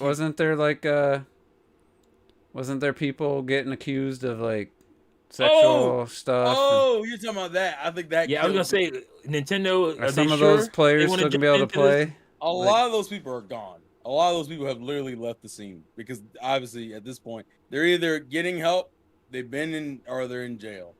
Really? I didn't follow it at all, so I didn't know. It was a lot of sexual harassment, a lot of poor choices. A lot of those people left the scene. Speaking of sexual harassment, just real quick, did anything ever come with Pro Jared? Did he ever clear his name, or did? Yeah, he cleared his name. That's what I thought, but I haven't seen. He still makes videos. I thought you were gonna bring up Bobby Kotick. I don't know. Activision. And So shit. what? Yeah, that's. Oh shit! With that shit, you always try to just don't judge off the very first story. I don't care how bad it sounds. There you go. Something can always come out that. My man had receipts. Yeah, because everybody wrote him off, and the only reason I knew because one of the Pamela Horton, if you remember her. Mm-hmm. Her and her friend were part of the Your ex. They were Your part ex. of the Playboy Mansion, like they had like a gaming channel with Playmates, and I forget the other girl's name. They came out and made like an apology to Pro Jared because they jumped on the bandwagon of without knowing the facts. And I was like, man, I forgot to like verify if that ever happened. It was resolved. He acknowledged the things he did wrong. Yeah, he did some bad stuff, but that's his own personal business. That's not. But the major accusations he was being accused of were proven false. Yeah, he acknowledged the issues he did do, but everything else that wasn't on him. Yeah, and again, I mean, a lot of that stuff that's his personal business. I mean, it's not smart, but the other stuff that he was doing that wasn't great. He wasn't breaking any laws. Mm-hmm. He just did some, I don't even want to say immoral, based on his marriage, his vows.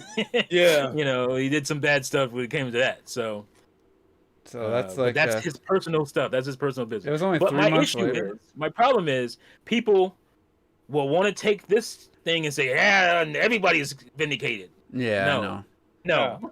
You gotta take it each story. You gotta just in every situation. It's a case by case basis. You can't just believe they're guilty immediately, and you can't believe they're innocent immediately. You just have to wait till the facts come out. You may never know. You may never get all the facts. Well, use deductive reasoning and don't be out here on witch hunts immediately. Stop throwing stones. There's nothing wrong with house. There's nothing wrong with exactly. How many of these people are ready to crucify anyone over a mistake? Possibly have made a similar mistake, because a lot of, in my experience, not just personal, but with friends and family and stuff, you're talking about infidelity and stuff. It's so far, in my experience, the person who's the most worried about the other person being unfaithful, it's because they have a guilty conscience. And I know a couple different people, including my first girlfriend, always accusing, oh, you like that girl at work, don't you? And just all this random accusations, and then come to find out years later, she's hanging out with dudes, doing a photo shoot with this other guy, doing inappropriate stuff while we were dating, and she was the one accusing me. That kind of shit. My buddy's same way, same thing, and I'm just like, or the born agains. I know a person right now. He's on Facebook right now. Super self-righteous and super Christy and don't do this and that. And I bet you used to strip. You heard stripping before. So please stop. So yeah, that's my point was, don't just sit there and get on Twitter. Oh, this person, terrible. How could you do something like that? It's like people make bad choices. People make mistakes, and we all made bad. There's stories I'll never tell. Things I'm embarrassed. Things I did, when I was younger and stuff, and it's just keep. I would say keep an open mind and and wait until all the information is out. Is the way I look at it. So yeah, Nintendo. Hopefully they'll let these tournaments be no items. Battlefield, and they're not gonna force them to play with items and shit. If that was the main thing. If it was just Nintendo, people would be a little bit like, I don't know about all this. But the fact that their group, the name of the group is Panda, that they are known for a lot of Smash tournaments because they just like the scene a lot. So a lot of people feel better about the whole situation because they're like, okay, you went with a reputable Smash tournament organizer. Please don't fuck this up. Don't mess this up. Because a lot of people who play Melee and Smash Ultimate competitively would like to make a living out of it. But you can't because Nintendo doesn't offer any. It's not like League of Legends or fucking Fortnite where they're offering like money, so you couldn't make it a career. So now Nintendo, I guess, is starting to see the value in it, or at least willing. Well, yeah, because waters. It sucks you have to be the best, but the top Rocket League team, NRG is their org, which they do a lot of esports. They've won 2 of the last 3 major events, and most of the minor events. And this motherfucker, Squishy, one of the best players, he bought a brand new vet, like Corvette, like white and black, fucking. I mean, even the cheapest Corvette's going to be $50,000, I don't even think you can get one for 50. Probably closer to 60, 70, and it looked like one of the higher end ones. 87 Corvette, maybe. This thing looked like it's close to $100,000. And he's young, and he bought a Corvette. So he's making some money. The other guy bought a nice truck, and they're you can see they're not hurting for cash. But if you're a Rocket League team that always loses, below top 8, you're probably only making whatever base salary your org is giving you, because you're not making any. There's no prize money for 8th place. So, you really got to be the best to make a living in that. But with Fortnite, I'm guessing it's ridiculous. I'm guessing you can make a decent living even if you're not the top 1 or 2 team because of how much money they're putting into those tournaments. Yeah, there's money in the, as long as the IP is still gaining interest, and Nintendo has the advantage of having an evergreen title. You have a title that literally will not die. Even though it doesn't get nominated for most best evergreen or ongoing game at the Game Awards. No, it does not. I want to put this stake in. I feel like it's not a false statement to say that Smash is the greatest fighting game of all time. I feel like we've gotten to that most point. Popular, most successful, just straight the best one. Going back to trying to play Mortal Kombat X after the last Mortal Kombat I played with 4. That series has not progressed. It's in the right direction for me. It just I don't know. Maybe Smash in 10 iterations won't be better than it is now, but. Yeah, but Smash didn't come out like all the fucking time. That's the thing too. I think Smash came out 99. Yeah, and we only the got first Mortal Kombat was games. probably 94 or 95 or something. Yeah. So they put out way more of those games. They put out way more, and I would agree with you. There's a lot of oversaturation. I mean, the hell, that's one reason why people got tired of Call of Duty and Battlefield. You fucking because put it out Smash is every year. basically one per console. And you watch people play Smash, and it's obviously a 2D, so you get a lot more precision. Like watching a professional Street Fighter, like holy shit, like that person's just solid. Like, but a 3D fighters feel like you don't have as much of that because it's like it's a little more. It's not as technical. Yeah, exactly. That's the word I was looking for.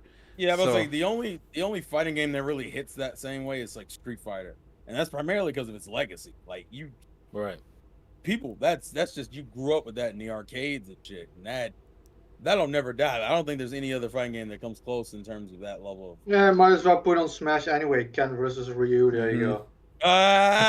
You bitch! Got him. Well played. They just gotta get Chun-Li in there. They gotta do another DLC. We need the thighs. I mean the character. But I think the thighs are on Captain Falcon. Let's touch upon the quote unquote main topic, which I'll probably change. Probably put GameCube 20th anniversary or something. But I already got the category. Yeah, 20th anniversary, bitch fest. So true that. So this year, I'm finally where T was 2 years ago with the Game Awards. I didn't even check the nominees other than the Game of the Year. I don't care. It doesn't bother me anymore. Like last year, even still last year, I was like, oh, that game got snubbed. That game got snubbed. I just don't care. It's completely gone now. I just don't give a shit. The funny thing is, there's a good chunk of Juice's games on here, ironically enough. So I don't know what the best kid games are, family games are this year. I don't know what the best. I know whatever Nintendo releases in that What's category. the best online? Metroid's the best family game. No, I can. Best, all right. Family game is basically a Nintendo game. Okay, look, we don't have to go through every one. Just go through some of the more interesting ones. You already. Well, I'll do Game of the Year since you already mentioned it. Deathloop, It Takes Two, Metroid Dread, Psychonauts 2, Ratchet and Clank Rift Apart, and Resident Evil Village. That's the Game of the Year. I don't have to play. It's so stupid with everything that came out. Fucking, and like Psychonauts is great. You know, I can't wait to fucking play it. But come on, you're putting that on the Game of the Year list, considering what came out this year. I think it was pretty highly received, though, wasn't it? I mean, it was well Forza received. Horizon 5. It was well. I think received. Ratchet and Clank, without having played it, definitely doesn't deserve to be on there. From just the, I mean, I listened to half a dozen, maybe more reviews because I was really on the fence about that game, and no one could even try to come up with super positives when it came to the gameplay. Yeah. Everybody was saying the same thing. Like, yeah, it's geared towards a younger audience. They really didn't reinvent the wheel here. You know, this, and this. The dodge mechanic really doesn't add anything to combat. You know, even when they're given a positive review, they couldn't come up with anything to say about the actual gameplay. I said, Ratchet and Clank is a tech demo. That's what that game was meant to be. Like, oh look, Right, I mean, look at the things we Ratchet can do with the PS5. Ratchet and Clank they're good games. They'll never be GOATY games. No. So if we had to take a guess, which one of that list? I think It Takes Two probably gonna win, honestly.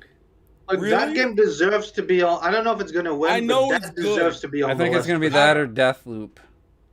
Man, that should. I don't even know why that's on the game. Like the game just came out. And we Deathloop saw has like one of 10 the trailers highest. for it. Like, Deathloop has one of the higher scores out of those five. Psychonauts. I'm gonna say It Takes Two. That's what I'm calling. I'm gonna say, you know what? I might say Resident Evil Village. Just to see. I think it's gonna be Resident Evil Village Evil. wins. What does that even have on a Metacritic? I'm guessing that'd be like an 80. I think It's probably pure 80. popularity contest bullshit. I think either Resident Evil is gonna win because what he said, you know, that kind of shit, or the lowest rated game on the list. Dread's gonna win to give Nintendo Dread's something. not gonna win. No, but to Yeah. give It won't even win. like Watch. that. They're not gonna give him. Watch, it won't even win Best Action Adventure Game, even though it's a Game of the Year candidate. It should automatically win that category. Well, let's go there because the only game that gets switched out, it's almost the same list. Oh, is it? Yeah. Okay. So for action adventure, it's Village, Ratchet and Clank, Psychonauts 2, Metroid Dread. So fucking But stupid. then the Come final on. game is Guardians of the Galaxy. That's what they. That just came out. That one, I've So- heard good things. I heard a lot of good things. So about this Guardians is of the Galaxy. problem with, Right. like I said last year, whatever wins that category has to win Game of the Year. If it's the best Yeah. action adventure game, then how is it not the best game? They did that last year where they swapped. They didn't give it to the game that won one of the categories. It's like, so it's not. It's the best action adventure game, but it's not the best game, even though they're all. Disagree. Even though I they're, agree with that. That's how it's because supposed it's the to same work. games. It's the same I kind games. of disagree with that.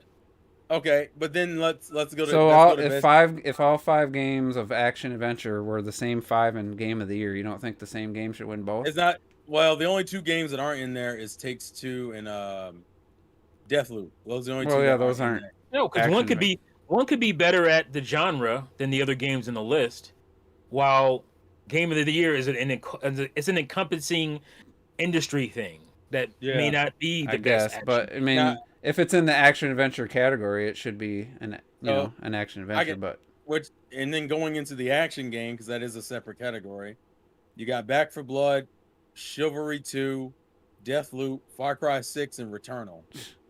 Returnal's the only action game that I know is an action game. Yeah, what would you Deathloop? I just thought was a shooter. I didn't think it'd be Yeah, considered. that's what more it of is. I wouldn't consider that's more action adventure, I would think, but Man, and the only reason they picked Dread, not that it doesn't deserve it, but the only reason they picked Dread is so these fucking hipsters can feel good about their Metroidvania, lust that they apparently have. It's all bullshit. It's all oh yeah, we got to pick Dread because we love Metroidvania games. So that's the only reason that shit got picked. Well, you know what? For the fuck of it, let's go to the best Nintendo game, which is the best family game, which are pretty much all Nintendo games except for one. Of course, It Takes Two's got to be on there. It's WarioWare, Super Mario 3D World plus Bowser's Fury, new Pokemon Snap, Mario Party Superstars, which Jesus, and then It Takes Two. Okay, look, Mario Party, It Takes Two. Yeah, they can be family games. You can play it together, But we're gonna put in fucking like Mario like 3D. I wouldn't have put Pokemon Snap. Well, let me ask Yeah, this. that's not like Pokemon Snap. Like, you're gonna play that with the family? Like, what? No. Come on. Like Mario 3D World's at least multiplayer, and so is Wario. Yeah, because I keep having the shit what Bowser's they wanna call Fury it, in my that's head. kitty It's game. true that the 3D world shit, yeah, that's actually good when you play it with 4 people. But yeah, like Snap, like bitch, it's a single player game. Like fuck off with that bullshit, Let's Like, call it the best kitty game. Yeah. Well, here's the question though. Come on. T, let me ask you this, since you didn't agree with the other one. If It Takes Two is a Game of the Year nominee, and it's in the best family game category, like, and none of the other games made Game of the Year. Like, to me, that you have to give it to It Takes Two. I mean, even Conceptually, yeah. if it's in the category and it's a Game of the Year nominee, I mean, I don't know how you could not give it. You know, the way they do the picks, it's completely random. So, like, Okay, not random, but somebody's like, oh, this game. Well, I'm going to give it to this game in this category, and then they get to the next category. With that logic, do you believe that? Let's talk about the Oscars. If a movie wins Best Animated Film, it also has to win Best Picture? No. If it's nominated? If, let's say, if the best... Well, you can't have the same... A Best Animated... It can't be nominated for Picture of the Year if it's nominated for Best Animated Picture.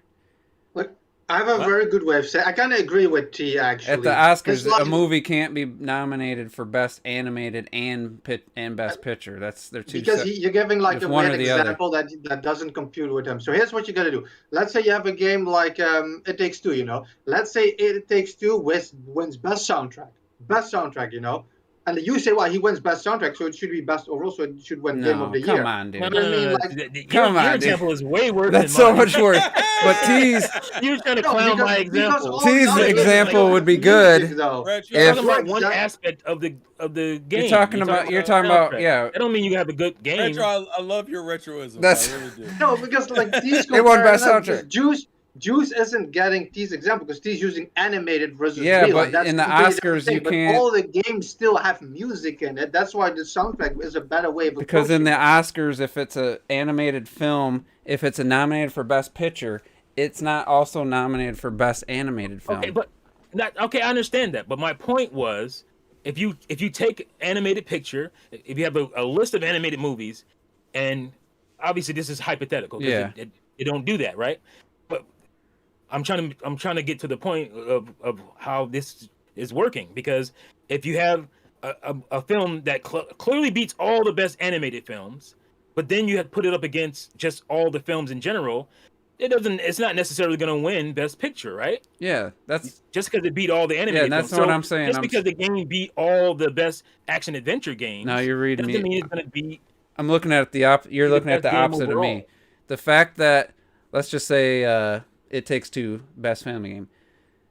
Not saying if it wins Best Family Game, it has to win Game of the Year. I'm saying the fact that it is nominated for the best game of the year, period, and none of the other family games are, that it should be like, to me, that tells me it's going to win Best Family Game, because they consider it one of the best games of the year, and how is it not the best family game then? If it's... Yeah, well, here's the thing. Like, I can see there's a lot of, like I said, there's animated films that are really good, but they're not on the film of the year level, right? So you can put up, like, what's one? Up, right? Up is, like, to me, also a great film, outside of being a great animated film. Yeah, not every animated film that comes out that year is going to be considered a great film also. But if Up, let's say Up was nominated for Best Animated, but it was also nominated for Best Picture, I'd say, well, Up automatically should win Best Animated if it's let's say you have I'm predicting what's going to happen.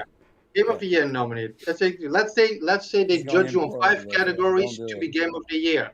And the family game can be just one of them. It didn't win that, but it can still win the other 4, so still be better. Well, yeah, how would you feel if It Takes Two doesn't win out of the Best Family Game category, but wins Game of the Year? Then it seems like, well, how is it? It's just because they're looking at these categories and somebody votes on this category, and then they move to the next category. Yeah. They're looking at it completely separate. They're not looking at the whole. Color Purple. Great film. I think it got 9 Oscar nominations. How many did it win? None. It got none. So just because you're good at all of these other categories doesn't automatically mean you're gonna win. But don't you think it'd be weird if It Takes Two won Best Game of the Year but didn't win Best Family Game? Yeah, okay. Sometimes I believe yes. There are situations like Color Purple. Color Purple should have won Picture of the Year, Best Picture. It got beat by Brazil. You remember Brazil? No. Nobody fucking remembers Brazil, but it was Movie of the Year, Best Picture that year.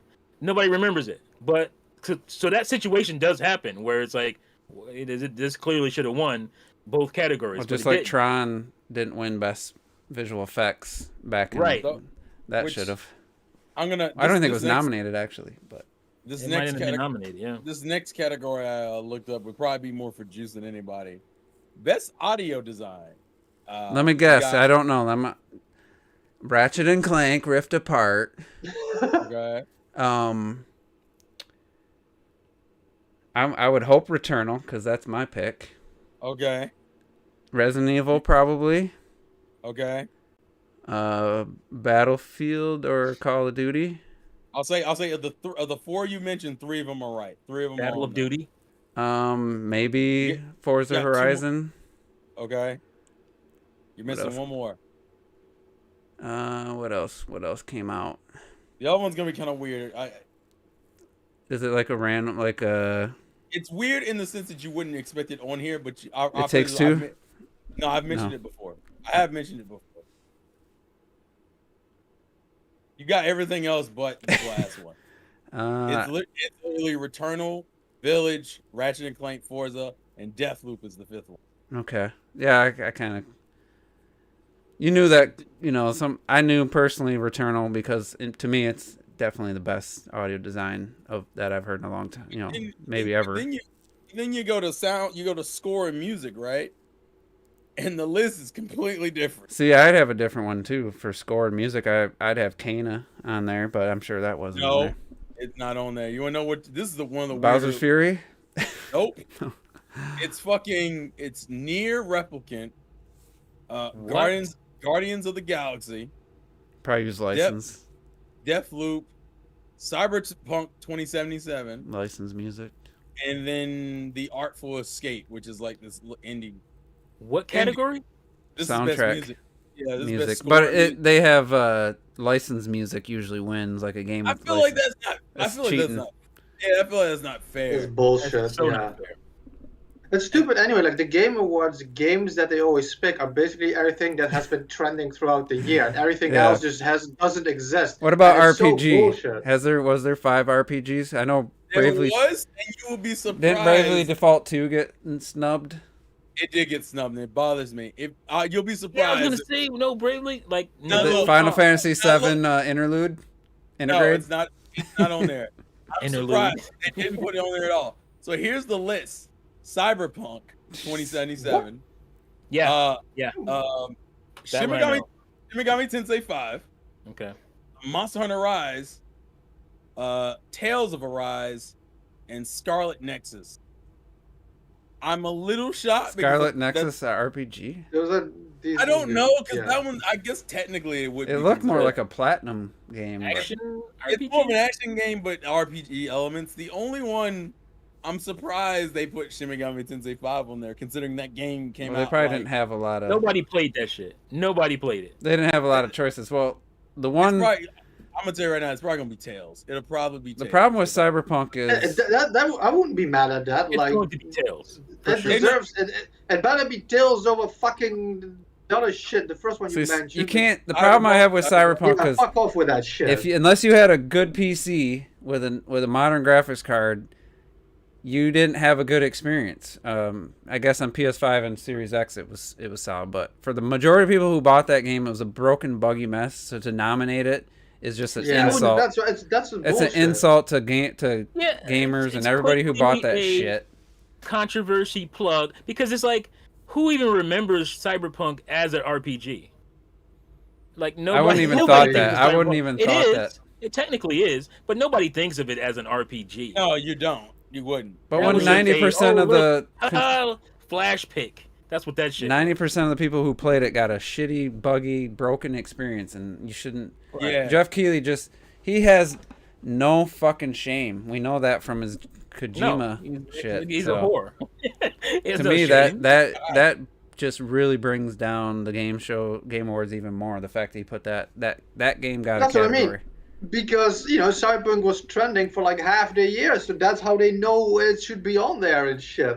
Fucking come on. If a game launches broken and for like most of the year is broken, it shouldn't even be like in your head to put on Unless this you list. had a fucking Especially because the other games on the list are good, so just remove that. You don't even need to replace it. There's good games on that RPG list. If you had a $3,000 PC or higher, you had a good experience with Cyberpunk. Otherwise, you didn't. Yeah, at that point, it's like, what the fuck? Or maybe 2,000, but I either was way. so hyped for this game. So hyped. I still haven't bought it. That says a lot. No, That game is not worth being no damn. It's 100 gigabytes too, so you got to have some space for it. Yeah. I'm I gonna got to buy one of those $8,000 cards to plug into my Xbox.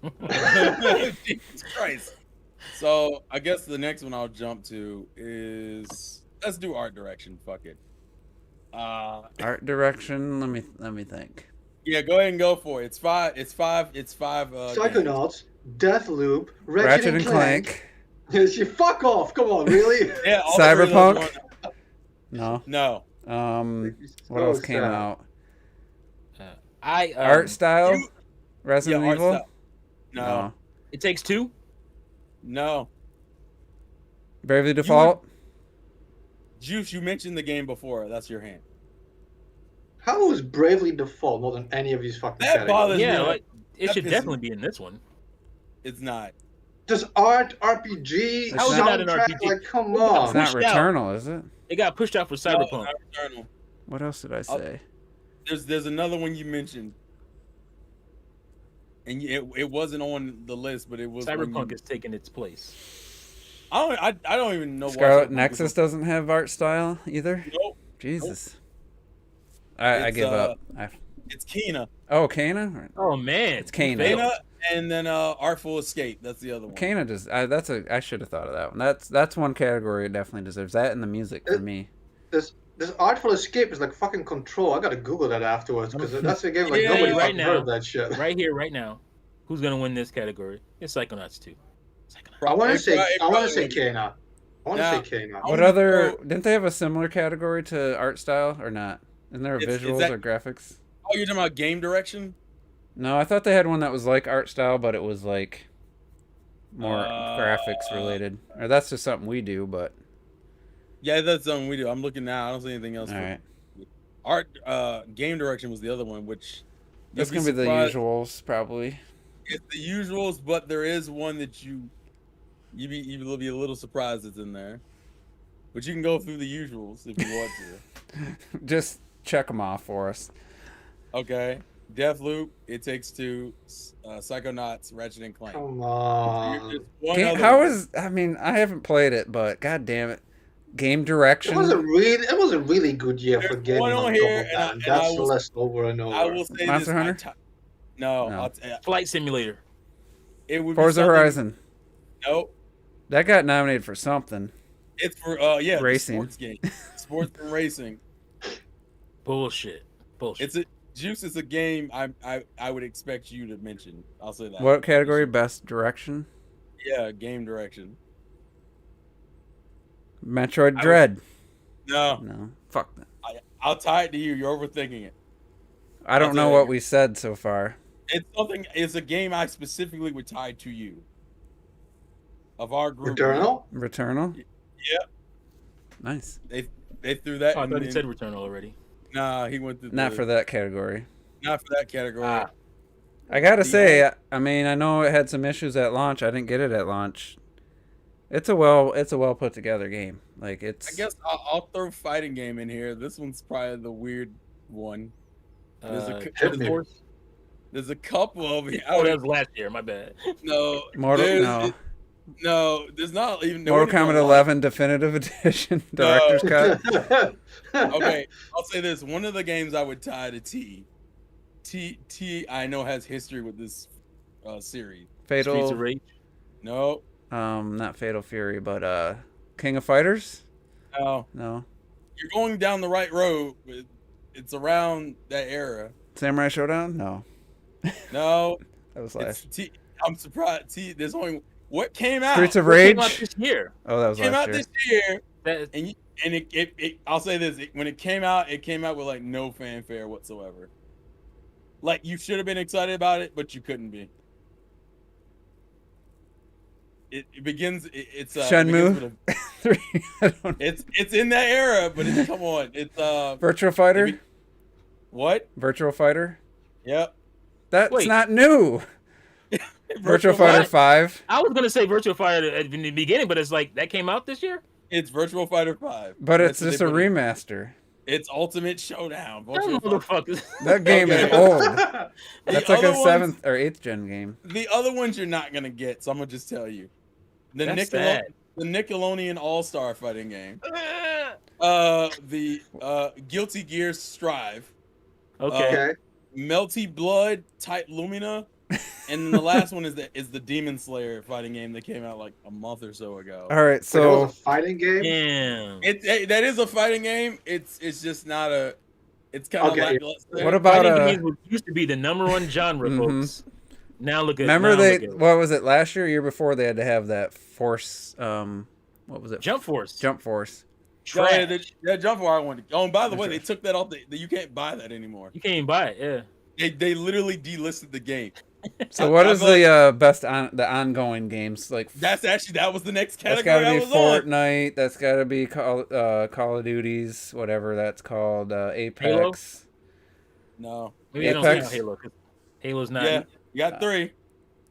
Ongoing. Apex. League of Yeah, Legends. Apex is on. League of Nope, Legends is always no. Nope. The other PUBG. two. World of Warcraft. Mario Kart. Nope. That is ongoing Nope. like a motherfucker. No. Mario Kart World Tour. When I say Animal it, Crossing. Nope. When I say it, you'll be like, really? One of them, you're gonna be like, why is that still on there? And the other one, Let you me wouldn't- guess. Is it Rocket Valve? It's what? Is it, or Blizzard? I mean, It's not Blizzard? No Rocket What? League. One of them, nope, no Rocket League. What? It's okay. I'll give you the company for one of them. Square Enix. Final Fantasy 10, Final 11, Fantasy 14. 12, 14. 14. It's 14 still on there. How is that on there, but not like fucking what was League of Legends? Like League of Legends is forever ongoing. The last one is that breakout hit from like a couple years ago that people still play. Among Us? No, the one Fall with the Guys? balls. Breakout No, City. it's more anime. It's more anime. It's in the anime zone. It's Genshin. It's Oh, Genshin Impact. Oh, Genshin. Genshin's still on there.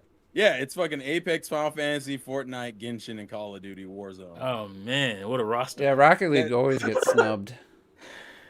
Yeah, It's just not as popular. It's just not popular enough. I agree with Tito. Mario Kart 8 should be on there. It's been like going for like Smash 8 years Ultimate. at this point. That bitch just keeps going. Smash and Ultimate's going and ongoing. going.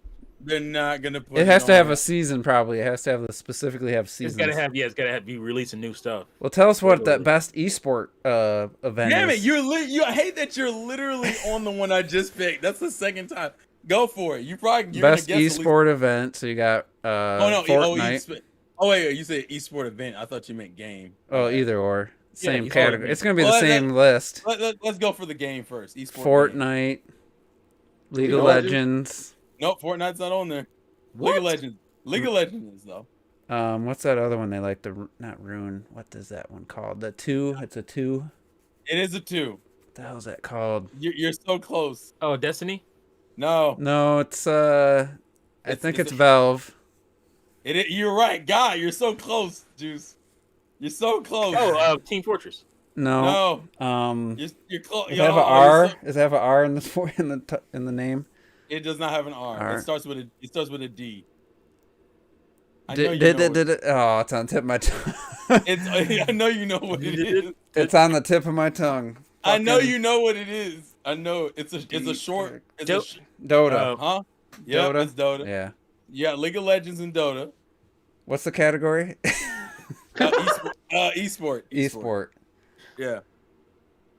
Yeah, League of Legends. And That's one of the Dota. reasons I'm like, dude, Madden? the last 2 No. years I haven't watched that shit anymore. You got like They- 5 categories with like esports, esports trainer, esports team. Like, come on, who? Trending fuck off. gamer. Trending gamer. Fortnite's probably not what on it there. Fortnite's an esport. The fuck Fortnite that? is Fortnite is not on it. Street Fighter 5. No, you think more wide audience. Really wide audience. Is fucking. I hope. Really? Why don't this? It's one of them's like really wide audience. FIFA. No, but it's not think of it. It's not a real Think of it. sport. Well, enough people play it where I can understand it. It's fucking. One of them is Valorant. The other one's Counter Strike, and the other one's Call of Duty. It's I cryptic forgot about ass shit. Valorant. I forgot about Valorant too until I fucking saw it. I can look at. All these Go ahead. stupid categories with And you know they're- stupid games, well, they're let's- only made so that he can fucking put more ads in Yeah, between let's all just that wrap shit. this That's up the by only reason saying- all Stretch that that shit shit out. exists. Stretch it They're out. gonna put all Yeah, those exactly. awards in one Okay. segment, and just And then you're one gonna get something like best composer, and then in between, really quickly, they're gonna I'm name gonna like give five you. dudes. Listen. I'm gonna give you one more category, which is best multiplayer. I'm gonna promise you now. There's 2 on here. I doubt you're not gonna guess. None of you will guess. There's actually 6. are they fucking games. online multiplayer? Or... It just they all look like they're online. I don't know about the last 2 because I've literally never heard of one of these. Mario It's- Party, Pokemon Unite. Fortnite. Pokemon Nope. Unite. Nope. Call of Duty, Warzone, Nope. Battlefield. Nope. Wait, the best multiplayer? Like it takes 2. It Takes Two, Yeah, that's one. Mario Fuck. Party. Monster Smite. Hunter Rise. That's one. You'll probably get 2 more. The other ones I doubt you'll get because I don't. Which one is one? One. All right, you got It Takes Two and Monster Hunter Rise. Those are the 2 that you guys got. You What is got this category? Multiplayer. Multiplayer. You got 4 more. Oh Jesus! I'll say this: we've played one of them. Oh, the Knockout City shit. Yeah. Pokemon Knockout Snap? City, really? All right. The other one, Pokemon people. Snap? Nope. Okay, I'll say this. The other one is like a spiritual successor game. Oh, the back for blood or whatever. Yeah. These last 2, I would be fucking floored if you get. Just tell us if it's an indie game or not. One of them is from Amazon Games, and the other one's from Iron Gate Studio. No, not that. I didn't even know this game existed. I'll be real with you. Predator. No, wait. Friday the 13th. One of them. No. F-Zero, N64, F-Zero X. No, Is that a horror game? Oh, you're I thinking of like an Alien Spire or something? I can't even tell if this is considered a horror game or not. It's so. The Amazon game one is called New World. I've never heard of this game at all. I don't know what the shit is. I don't know what that And is. Don't the call la- your game New World. And the last one is called Valheim. I don't know what that shit is either. That's literally the reason why I'm So like, what the fuck? Oh wait, Assassin's What? Creed was last year, wasn't it? Valhalla. Yeah, Far Cry's been on a couple of these. That's about Yeah, it. shit. What did Forza Horizon? Just probably racing game. Let me see. Not Let me even type in- like. I mean, that's good multiplayer game. Yeah, racing sports. It's not even racing on its own. It's racing sports. Forza's on. Hold on. I just fucking had it. Hold on a second. It's on sports It's racing. the highest rated game of the year. It's sports racing, audio Yeah, design, high grade game. and innovation and in accessibility. Those are the 3 categories. Which I mean, okay. it just without having played it, I could tell you it's better than Ratchet and Clank. Is So, that not even an indie category? No, there is. Hold Well, what are the ones for that one? on. You can take a shot. It's only It 5 Takes of them. Two. No, I don't even know if that's indie or not. one of them Juice likes. I know that. Kana. Yep, Kana's one. You I might, want. They say it's an indie, but I watched the credits and there's probably 500 people. yeah, that They was a weird game 'cause outsourced. They I- outsourced to. It looked like what country would have where win is spelled Nyugen. You know, Thailand? it's either Yeah, it's gotta Thailand or be. Korea or somebody because almost everybody's name was Nguyen or whatever, however you say it.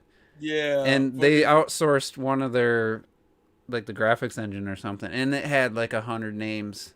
I'm like, Oh, man, this isn't that. Thailand or Vietnamese. So yeah, Kena is one. The other one we've seen in trailers a lot, and it only sticks out because it's like a Deathloop. no, it's a top-down perspective game. I know we've seen it, but I don't think we really comment on it like that. Well, yeah, the indie games come out. I mean, and then I'll say it's Kana, 12 minutes, Death's that came Door. out. 12 Yeah, minutes. I think Didn't they that's have out. like William Dafoe and shit in it? Yeah. 12 minutes, Death's Door, Inscription, and Loop Hero. The only one I even knew of was 12 minutes and Kana. Yeah. And that's only because Kana. I mean, that's only because. And 12 minutes only sticks out because it's the. Nobody even talks about that fucking game. Yeah. I don't even think there's anything else unless I wanted to do narrative. And you know, like a lot of these awards, here's the problem. You want to do narrative? No, narrative we're gonna wrap this up by just talking about the biggest problem with the show. Is they'll rip like 4 of those awards off back to back to back without even giving the award to anybody. He'll just say them, and the award for best family game goes to It Takes Two, and then they won't even have the person come up. And then last year, what they have? I like her. You gotta have time for more commercials. They have like Sydney. Was it Sydney from IGN? I really like her. Didn't she just nominated some stuff or she announced some stuff, and then they rattled off 4 in a row, and then it's like world premiere, world premiere, world premiere, world premiere, commercial. Yeah, it's a big commercial. And it's like, I remember 2 years ago because Death Stranding was 2019, wasn't it? And you had you had fucking Norman Reedus sitting there. You know, he's not one of these pretentious guys. He's a down to earth actor, but he's a big name. You got him sitting there, and you're just showing. Basically, he's sitting there for 3 hours watching game trailers, world premiere trailers, and then you have drunken Fast and the Furious people come out and announce their shit game, and then give away Game of the Year. Trash. And it was the most embarrassing thing to watch. And last year, I watched the awards ironically through I flipped between different people streaming it that were making a fun event of it. You know, they weren't taking it serious. I don't even know if I want to do that this year because it's just like, and like I said in Robert Will 2's video, because it's even gotten to him, the dude who's been the biggest defender of the Game Awards is finally like. After last year and then this year's nominations, he's just like, you know what? They just didn't take it in the right direction. And I'm like, yeah, you get all these world premieres, and some of them are just like a CGI teaser for some game you don't know what it is. And someone's like, well, what do you want it to be, a live action trailer? I'm like, no, I want to see the fucking game. I don't want to see a teaser. I want to see the game. Welcome, y'all. Welcome to I'll ask where you, I am 2 years ago. Yeah. Well, to wrap it up, I feel like that kind of gets into the main reason why people watch the Game Awards now, for teasers for upcoming games. Since they have the most anticipated game on here, of these 5 games, which are the one? Breath of the Wild 2. Is that on there? Yeah, it is. It's I'll tell you which ones they are. It's gonna be Elden Ring. Okay. It's gonna be Breath of the Wild 2. No, Bayonetta won't be on there. God of War, Ragnarok, Horizon, Forbidden West, and Starfield. Yeah, that's it. Look at that. That's it. Popularity contest like a mother. Yeah, that's the one category where popularity, because no one's played the game, so it's like, what are you excited for? But yeah, it's gonna be off of the notoriety alone. But it's like, they started out decent because the awards got more attention, and you felt like you saw some acceptance speeches that were like, oh wow, that person was really excited. Now it's like, you take all the thrill out of it because half the awards are just given at random, just like with no thrill, and then you're just sitting there watching reveals, and they're not even great reveals. It's like, this guy from this studio and this guy from this studio made a team, and they're making a game, and that was the world premiere one 2 years ago. And I couldn't tell you what it was because they didn't even name the fucking game. They're just like, wait, we're working on a game, and we made the 2 of us made these other games. It's like, that's your world premiere? Like, it's not even high quality. Like, the Xbox Series X announcement was one of the biggest things 2 years ago. No one expected that. Hellblade 2 was shown. Well, yeah, that was kind of, it wasn't game footage, but it's a sequel, so I was like, all right, that's cool.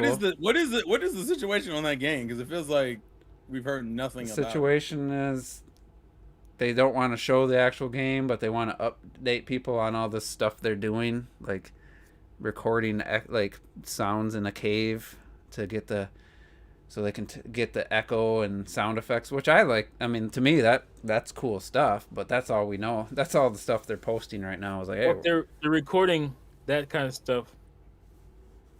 Sound is usually the last thing. So maybe they did like 3 videos now where they're just like, we took the team to, where'd they go, Iceland or something, and I just wanted them to see the the beauty, and we're scanning for environments, and then they're like, oh, we took the sound team into these caves, and they're making that's I watched for the making of Dune how they did the sound effects. Yeah, you got to have a team really dedicated, but for a video game it seems just a little like, all right, well, what's the actual game gonna be, so they just need to stop showing anything until they can show the game, I think. But it's not just that. Also, it's like I think like the Kojima watch is when I stopped, like a couple of years ago as well. You had like the whole fucking show is like this Kojima ass licking 2 years in a row, by the way. I'm glad I didn't watch the second year. Yeah, when he got... And then you have all of that. You got Death Stranding nominated for every fucking category, which was borderline what Cyberpunk is now. It's on that same level. Like nobody fucking gave a shit. But like you have it on there, so he can kiss Kojima's ass, so he can Normus read it on. Then you have like the fucking family awards, so he can have Reggie on. That's all it is. Then you have all the fucking commercials and shit. But like in between the esports categories that they spent half an hour on. Then and like you said, 10 seconds you got like best soundtrack and composer. Like the respect is just brutal. And then you don't even take into account like the fourth quarter of the year. Like the last 2-3 months never even count. Like Xenoblade got snubbed back down. I think Smash even got snubbed back down. Well, they nominated now Smash last year. I mean, that's now you have my like biggest problem.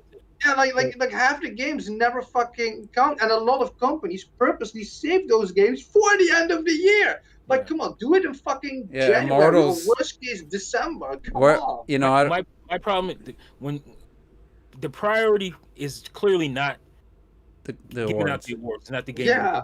The priority is about endorsements, and that for me, I have no time for and that. You know why it bugs me? Is because he started off, he invested his own money, which I can respect that, but it was a pretty good show. They actually, it was great. They actually cared about the awards. Now it just feels like, oh, this is our biggest show ever. We have 55 world premieres, and what are you most excited about? And then he's like, what games did you think got snubbed? They're almost like making a joke about it, like on Twitter. Yeah. But I know at this point now that with all these advertisements and all these world premieres, I know he's just making a shit ton of money on it now. A machine. And it's like, you could still have the awards. You don't need to be serious. It can still be fun. You can make a more lighthearted award show where people can dress casual or, but you can still also make it the definitive, somebody wants to win that award, like best performance, like all the voice actors and stuff. It should be something that they should be proud of, winning that award. Like, it should still be a respectable show. The Academy of Interactive Arts and Sciences has to have the Game Awards, not Jeff Keighley. That's the only way it's going to be respectable. Because he's got personal interest in it, and he says he's not responsible for the awards. Like voting. Once that money hit and he made all those connections, he literally became who he hated. The point of the Game Awards was because there was no respect and shit. Mm-hmm. I'm not even mad. Like, I can't knock his hustle. That's a beautiful hustle, bro. But I just don't give a shit. I don't care to watch that shit. That's how I feel about it. And I wasn't even planning on like knowing what the nominees were, because I was just completely don't care. I mean, it was fun guessing because it's pretty easy. There wasn't that many games that really stood out this year. It was kind of a down year, I would say. I mean, we live in the fucking era of fake. That's gonna be one of my videos, by the way. We live in the era of fake. So what do you expect? The era of bullshit, fake gurus on fucking what was it, on Instagram and shit. Everybody's a fraud, and people just eat this shit up. People selling self-help programs and all this pyramid scheme bullshit. Everybody loves it. So in Rocket League, there's this coach that they opened this website where you can pay to get a coach to review your replays.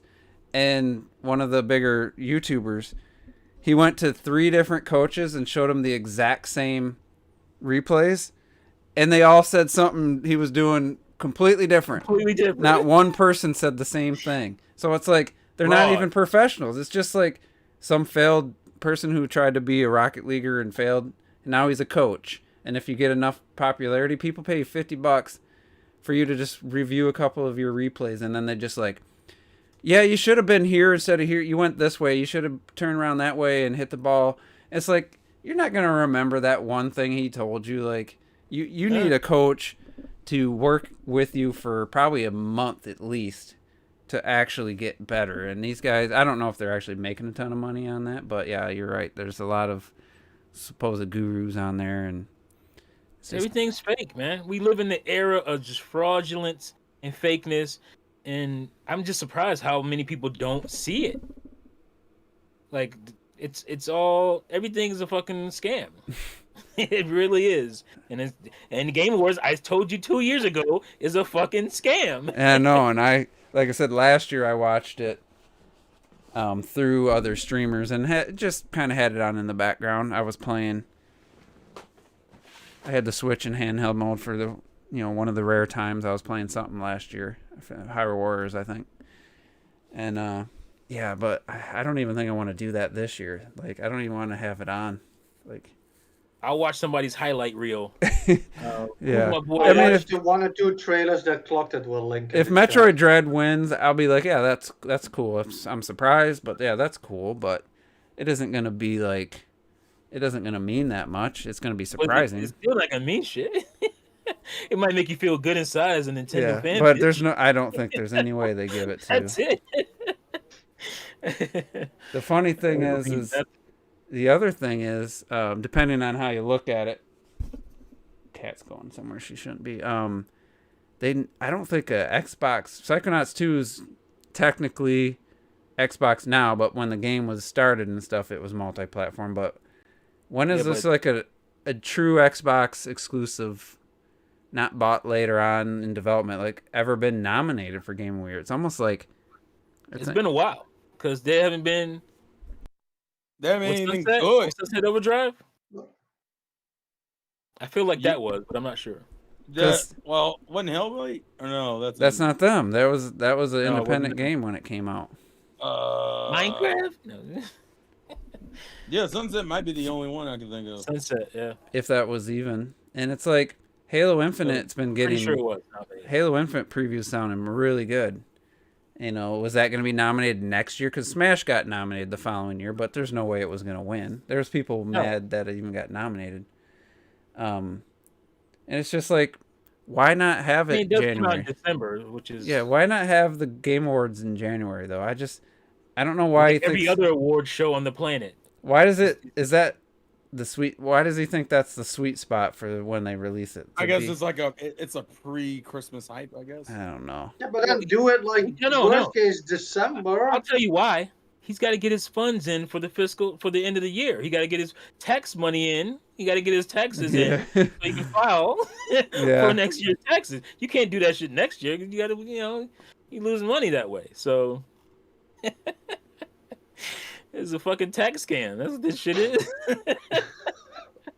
That's all it is, bro. You got to file taxes before the end of the year. We got to get his shit in for the end of the year. You can't file. Well, he could have started it, and like the first time it could have been. And it's just like, what was it? There's a game, and correct me, or if you guys know, either last year or the year before, it literally came out a day before, and it was a popular like third-party game. It was like day before the cutoff, and it made Game of the Year, or it made.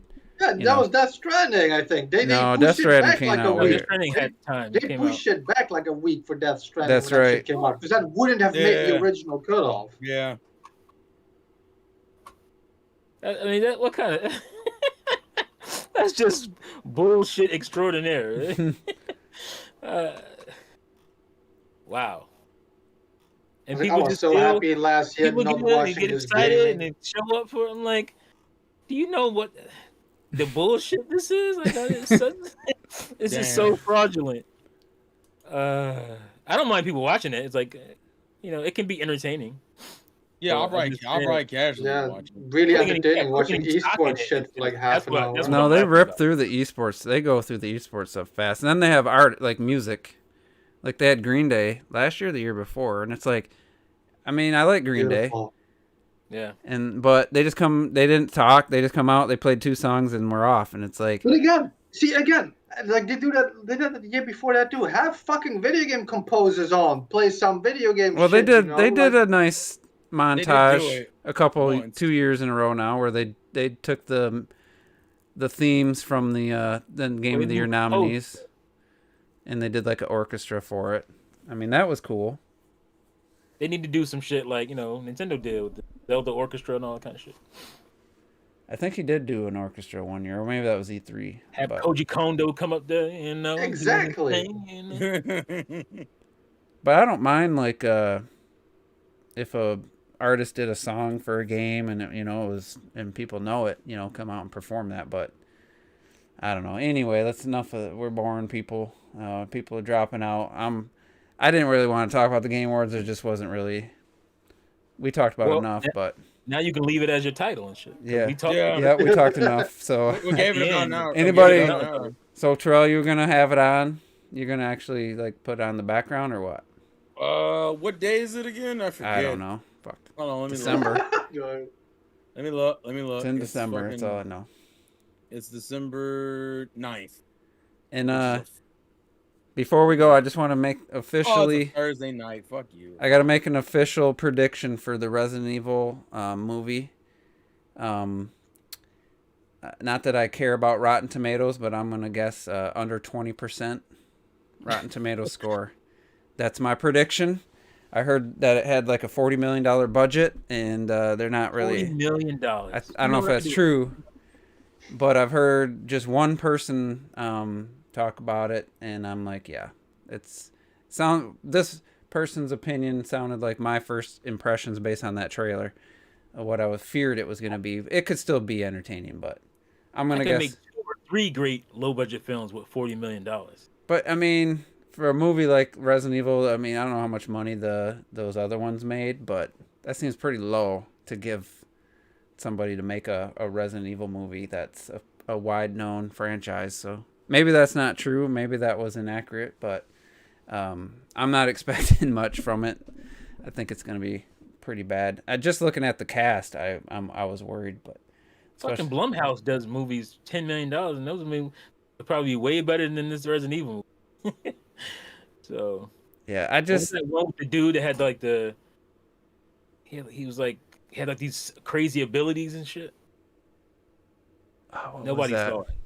The hell was that? He had like he was like he had like superpowers basically. Yeah, I remember.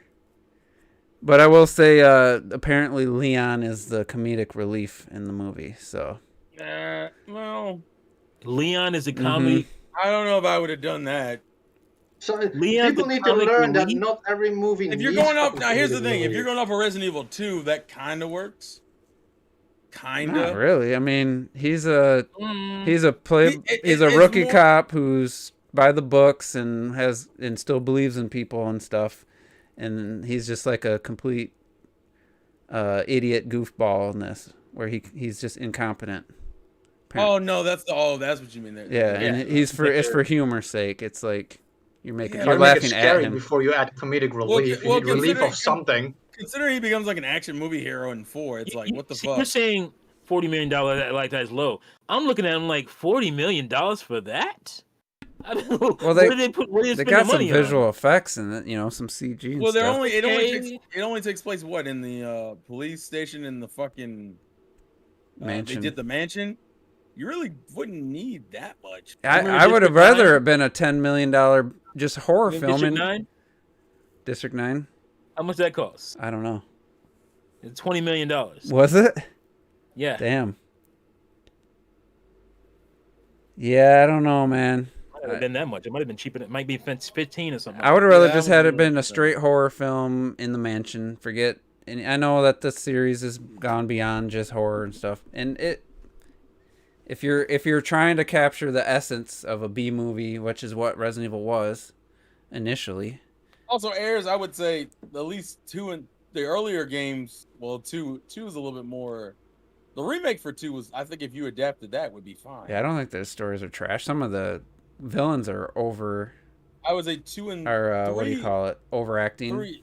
Three has its problems. I'll say that. But 3 overall is not terrible. 30 million. Sorry, it was 30 million. Mm. If I remember, they're using what, Claire, Jill. Well, inflation is probably 40 million. They're using what, Claire, Jill, Chris, and Leon, right? Those And were the Wesker. 4. Oh, Wesker. That makes sense. I don't know why you combine the first game and the second. I don't know. If you had did the second and third game, sure, because they both take place at the same time. I don't know what I mean. I haven't sat down and thought about like what you could make a full movie out of just the mansion, because I mean there's more in the mansion. There's like underground and stuff. It's not just. If you based it off the remake, I think you could. You know, you could probably make a pretty decent horror movie, sticking with just the mansion. But you know, they probably want to put some action stuff in it, and I don't know. We'll see. I probably watch it for free someday when it's on something that I have streaming service I have. But yeah, I just want to make that official prediction. I'm gonna guess below 20% Rotten Tomato.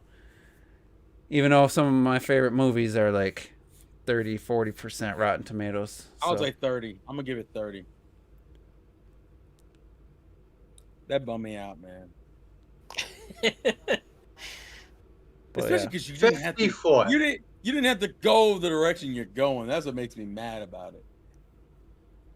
it. I mean, the main. All right. You don't know. It could be like the greatest movie you ever thought. I might existed. love it. You know. No, Retro. I can't. It probably won't be, but I'm not one of those that loves things that are so bad they're good.